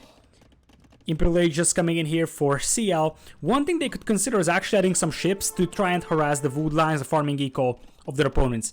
Because they could really capitalize a little bit on the map control and water control. Trying to deny this gold mine with a few war galleys could actually work out nicely. Anyways, let's see if we are gonna have traps from Jibatong. Indeed, we are gonna have traps. He's trapping down the castle of CL already. Eco now in the favor of Team Steve. And I feel like we're just ahead of one massive and huge clash that should favor Vivi and Jibatong. They have a slightly better military numbers, but I like their unit composition a lot better. On the other hand, these are Rambai. And that's a lot of Rambai. Still missing a lead though. And the champions from CL. He's gonna go for the champ scars, which is great with Malians if you think about that. What are you gonna do against that? Kongs are great, but apparently Jibatong is going to switch into Halberdiers. So Halberdiers will be eaten by champions. The rest of the Kongs can be dealt with using the Rambai, and once again, clustered up infantry is just going to die to Rambai like nothing. Travis coming in to try and take down the castles. That's also part of the plan. If you take down the castle, there is no Conquistador, and then you are fine with the Champ Scars. That's basically the story in a nutshell. Conquistadors will eventually be intercepted by a castle over here, and this castle is at a beautiful spot for Tim. Basically, whatever happens, they can fall back and fight under this castle if they want to. Second trap is being set up, and I think the Kongs will try to snipe the trap at some point. Once again, those Halberdiers are clustered up pretty badly. Not necessarily a great fight. What are they doing? What are they doing? The camels are getting absolutely torn apart here by the Halberdiers. Definitely not a great fight. But once again, the castle is in flames. I think it's a little bit greedy to try and snipe the traps here with the Rambai, because you're losing a lot of numbers instead of killing the Halberdiers. You're not supposed to be sniping those at the beginning, because you still have your traps out. Rams pop out for Jibatong, and that is supposed to be able to finish off the traps. Indeed, the castle remains intact. Right side, we still have more camels waiting for CL as he's getting the +2 infantry armor upgrade in. He still needs a lot of time until he gets to Champ Scars, but he's already doing the 200 swordsman technology, and there is barely anything that can deal with the Champ Scars right now. Just a few Conquistadors, and that's basically it. Everything else just is going to melt to them. Rambai, once again, you are not gonna kill Rambai with Halberdiers unless you like flood them with 1 million. Castle here under significant pressure, but once again I think Rambai will be able to finish off the Halberdiers. It hurts quite badly for Tim that he doesn't have a lead on those guys yet. As Siege Ram comes in, so this castle is about to go down, I believe. Right side we have a castle wars as well, and this castle is also in flames. You need to keep the castles alive to produce Rambai, otherwise you are pretty much going to die. So CL is needed more than ever here. He needs the champions, something that can force back the Halberdiers. Finally, the champs are out, but still the numbers aren't impressive, and they need to keep these castles alive. There is, I think, 2 more castles standing for Tim, but it's not great. Now, it appears that the Vivi is also getting a dock back up, and he's trying to get some fishing eco done. I think CL might actually see that, and he is going to make a push. Nope, they don't see it, but if they saw it, they could definitely make a push. Try to harass the gold mines as well. Rambai, against the skirmishers, this is not great. They still need a lot more. They need a lot more Champ Scars from CL. It's now or never, because they're gonna get pushed quite hard over here. If the Rambai numbers drop, this might be over. So they need to make sure the Rambai is still alive, and for that they need a lot more champions, and I don't see them just yet on the field. They are slowly increasing in numbers. Champion is just coming in, and that could completely change the outcome of this game though, because there is no response from Vivi and Jibatong to champions just yet. This castle is about to get trapped down as well, so a lot of castles are being lost here by Tim. But now it's champions, and what are you gonna do? Both players went for like Halberdier, Skirm, Cav Archer, Siege Ram. Champ Scars are just gonna melt everything like that. Lattice might be a little bit helpful, but you don't really have a lot of upgrades on those. Speaking of Lattice, looking at the relics for the Lithuanian player, it is over here. You have 1 relic for Vivi. That's the only relic that he possesses. A little bit of a lag over here. So it appears that CL does not know that Vivi is back on water. It's somewhat surprising that they're not going for an attempt to try and harass the eco from the shoreline, because they could definitely deny some resources with that. So let's see, more and more light is on the way for Vivi, but once again Champ Scars just gonna withstand the arrow fire and slowly march in there. However, Conquistadors and Halberdiers pushing the southern part of the map for Jibatong. This is getting tricky because this side is dangerously open, and on the right side I don't see CL and Tim pushing through just yet. More and more Champ Scars out on the field, Cav Archers with Bracer and Chemistry but no Heavy Cav Archer. Still, they can at least run away from Champ Scars, which helps a tiny bit.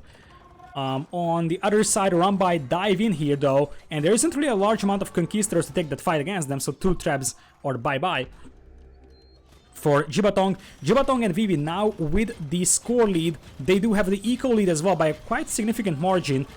40 Villagers extra for them. 1 Cav Archer over here. I wonder how many Villagers this guy killed, but it could have actually killed quite a lot. And really, I think CL and Jibatong need to, or CL and Tim needs to use their water control and try to deny some resources from the shoreline, be annoying, cripple the eco. Orumbai diving right now. Beneath the castle, Trab is gonna get sniped down. The castle is still standing. Other side, Halberdiers are flooding more and more. You will need a lot more champions against this.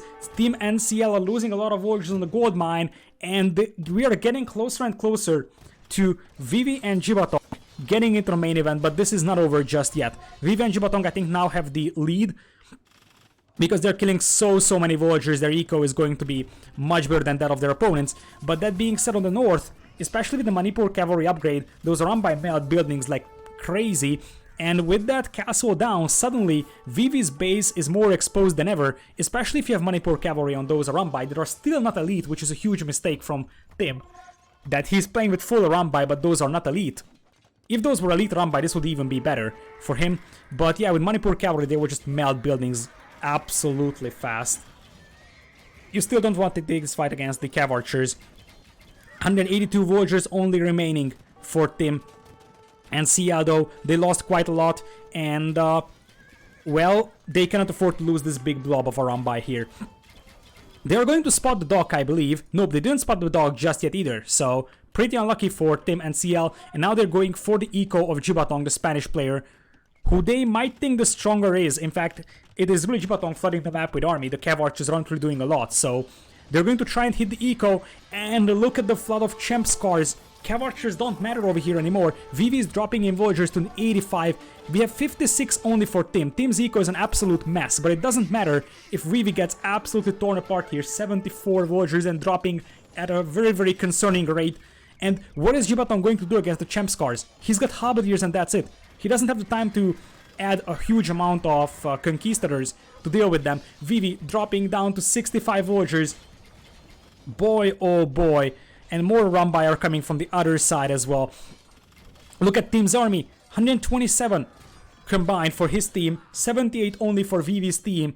And I feel like Vivi and Jibatong might collapse over here under the Champ Scar pressure. And we could see them going into the Silver League.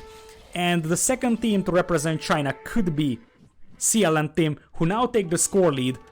A 6 series, absolutely 6 series.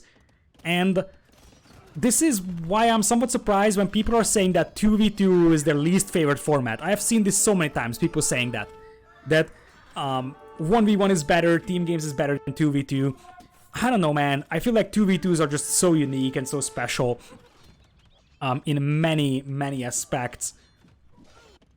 So, at this point, Siege Rams are pushing Tim's eco. He's also dropping in villager count quite massively. In fact, Tim has 36 idols. Tim has no eco. But does it matter when you have 128 military? And the problem here is that, yes, Tim has no eco. But what is Jibatong going to do against the flood of Champ Scars?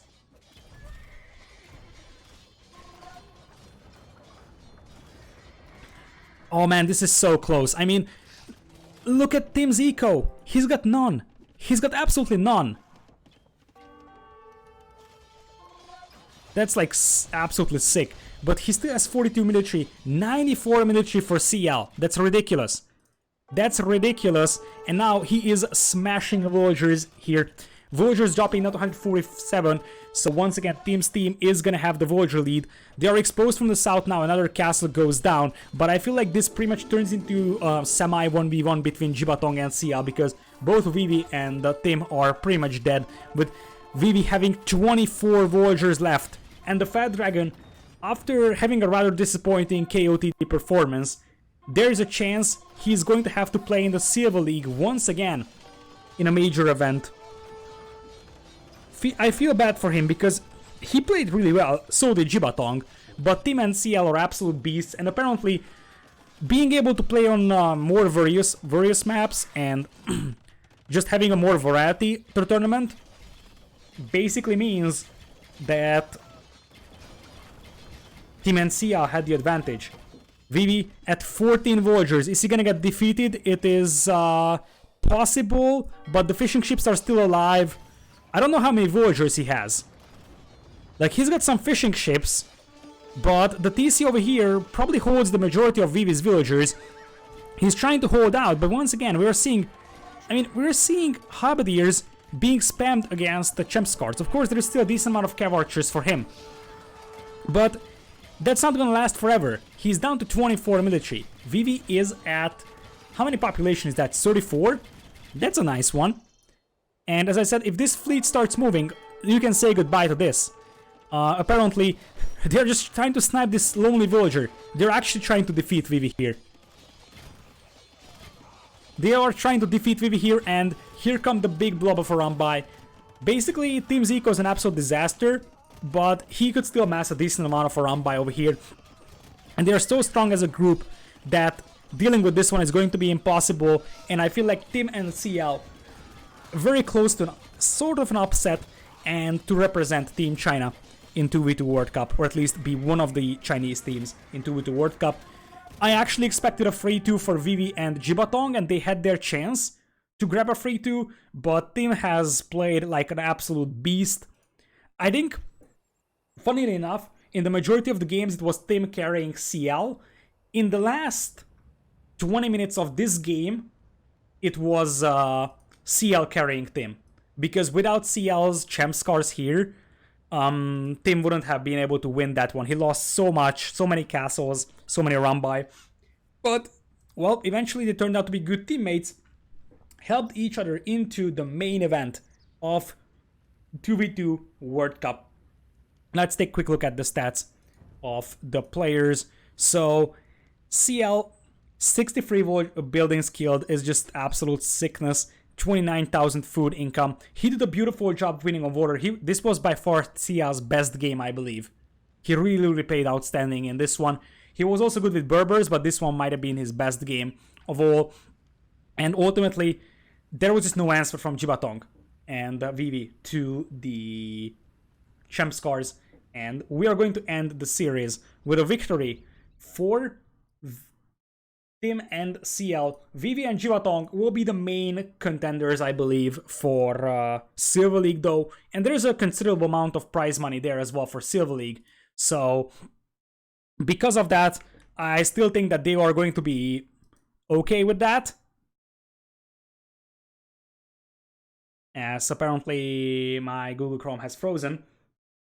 But at the end of the day, I feel like they would have been happier if they are one of the two Chinese teams in the main event. But Tim and CL, very well deserved victory over here.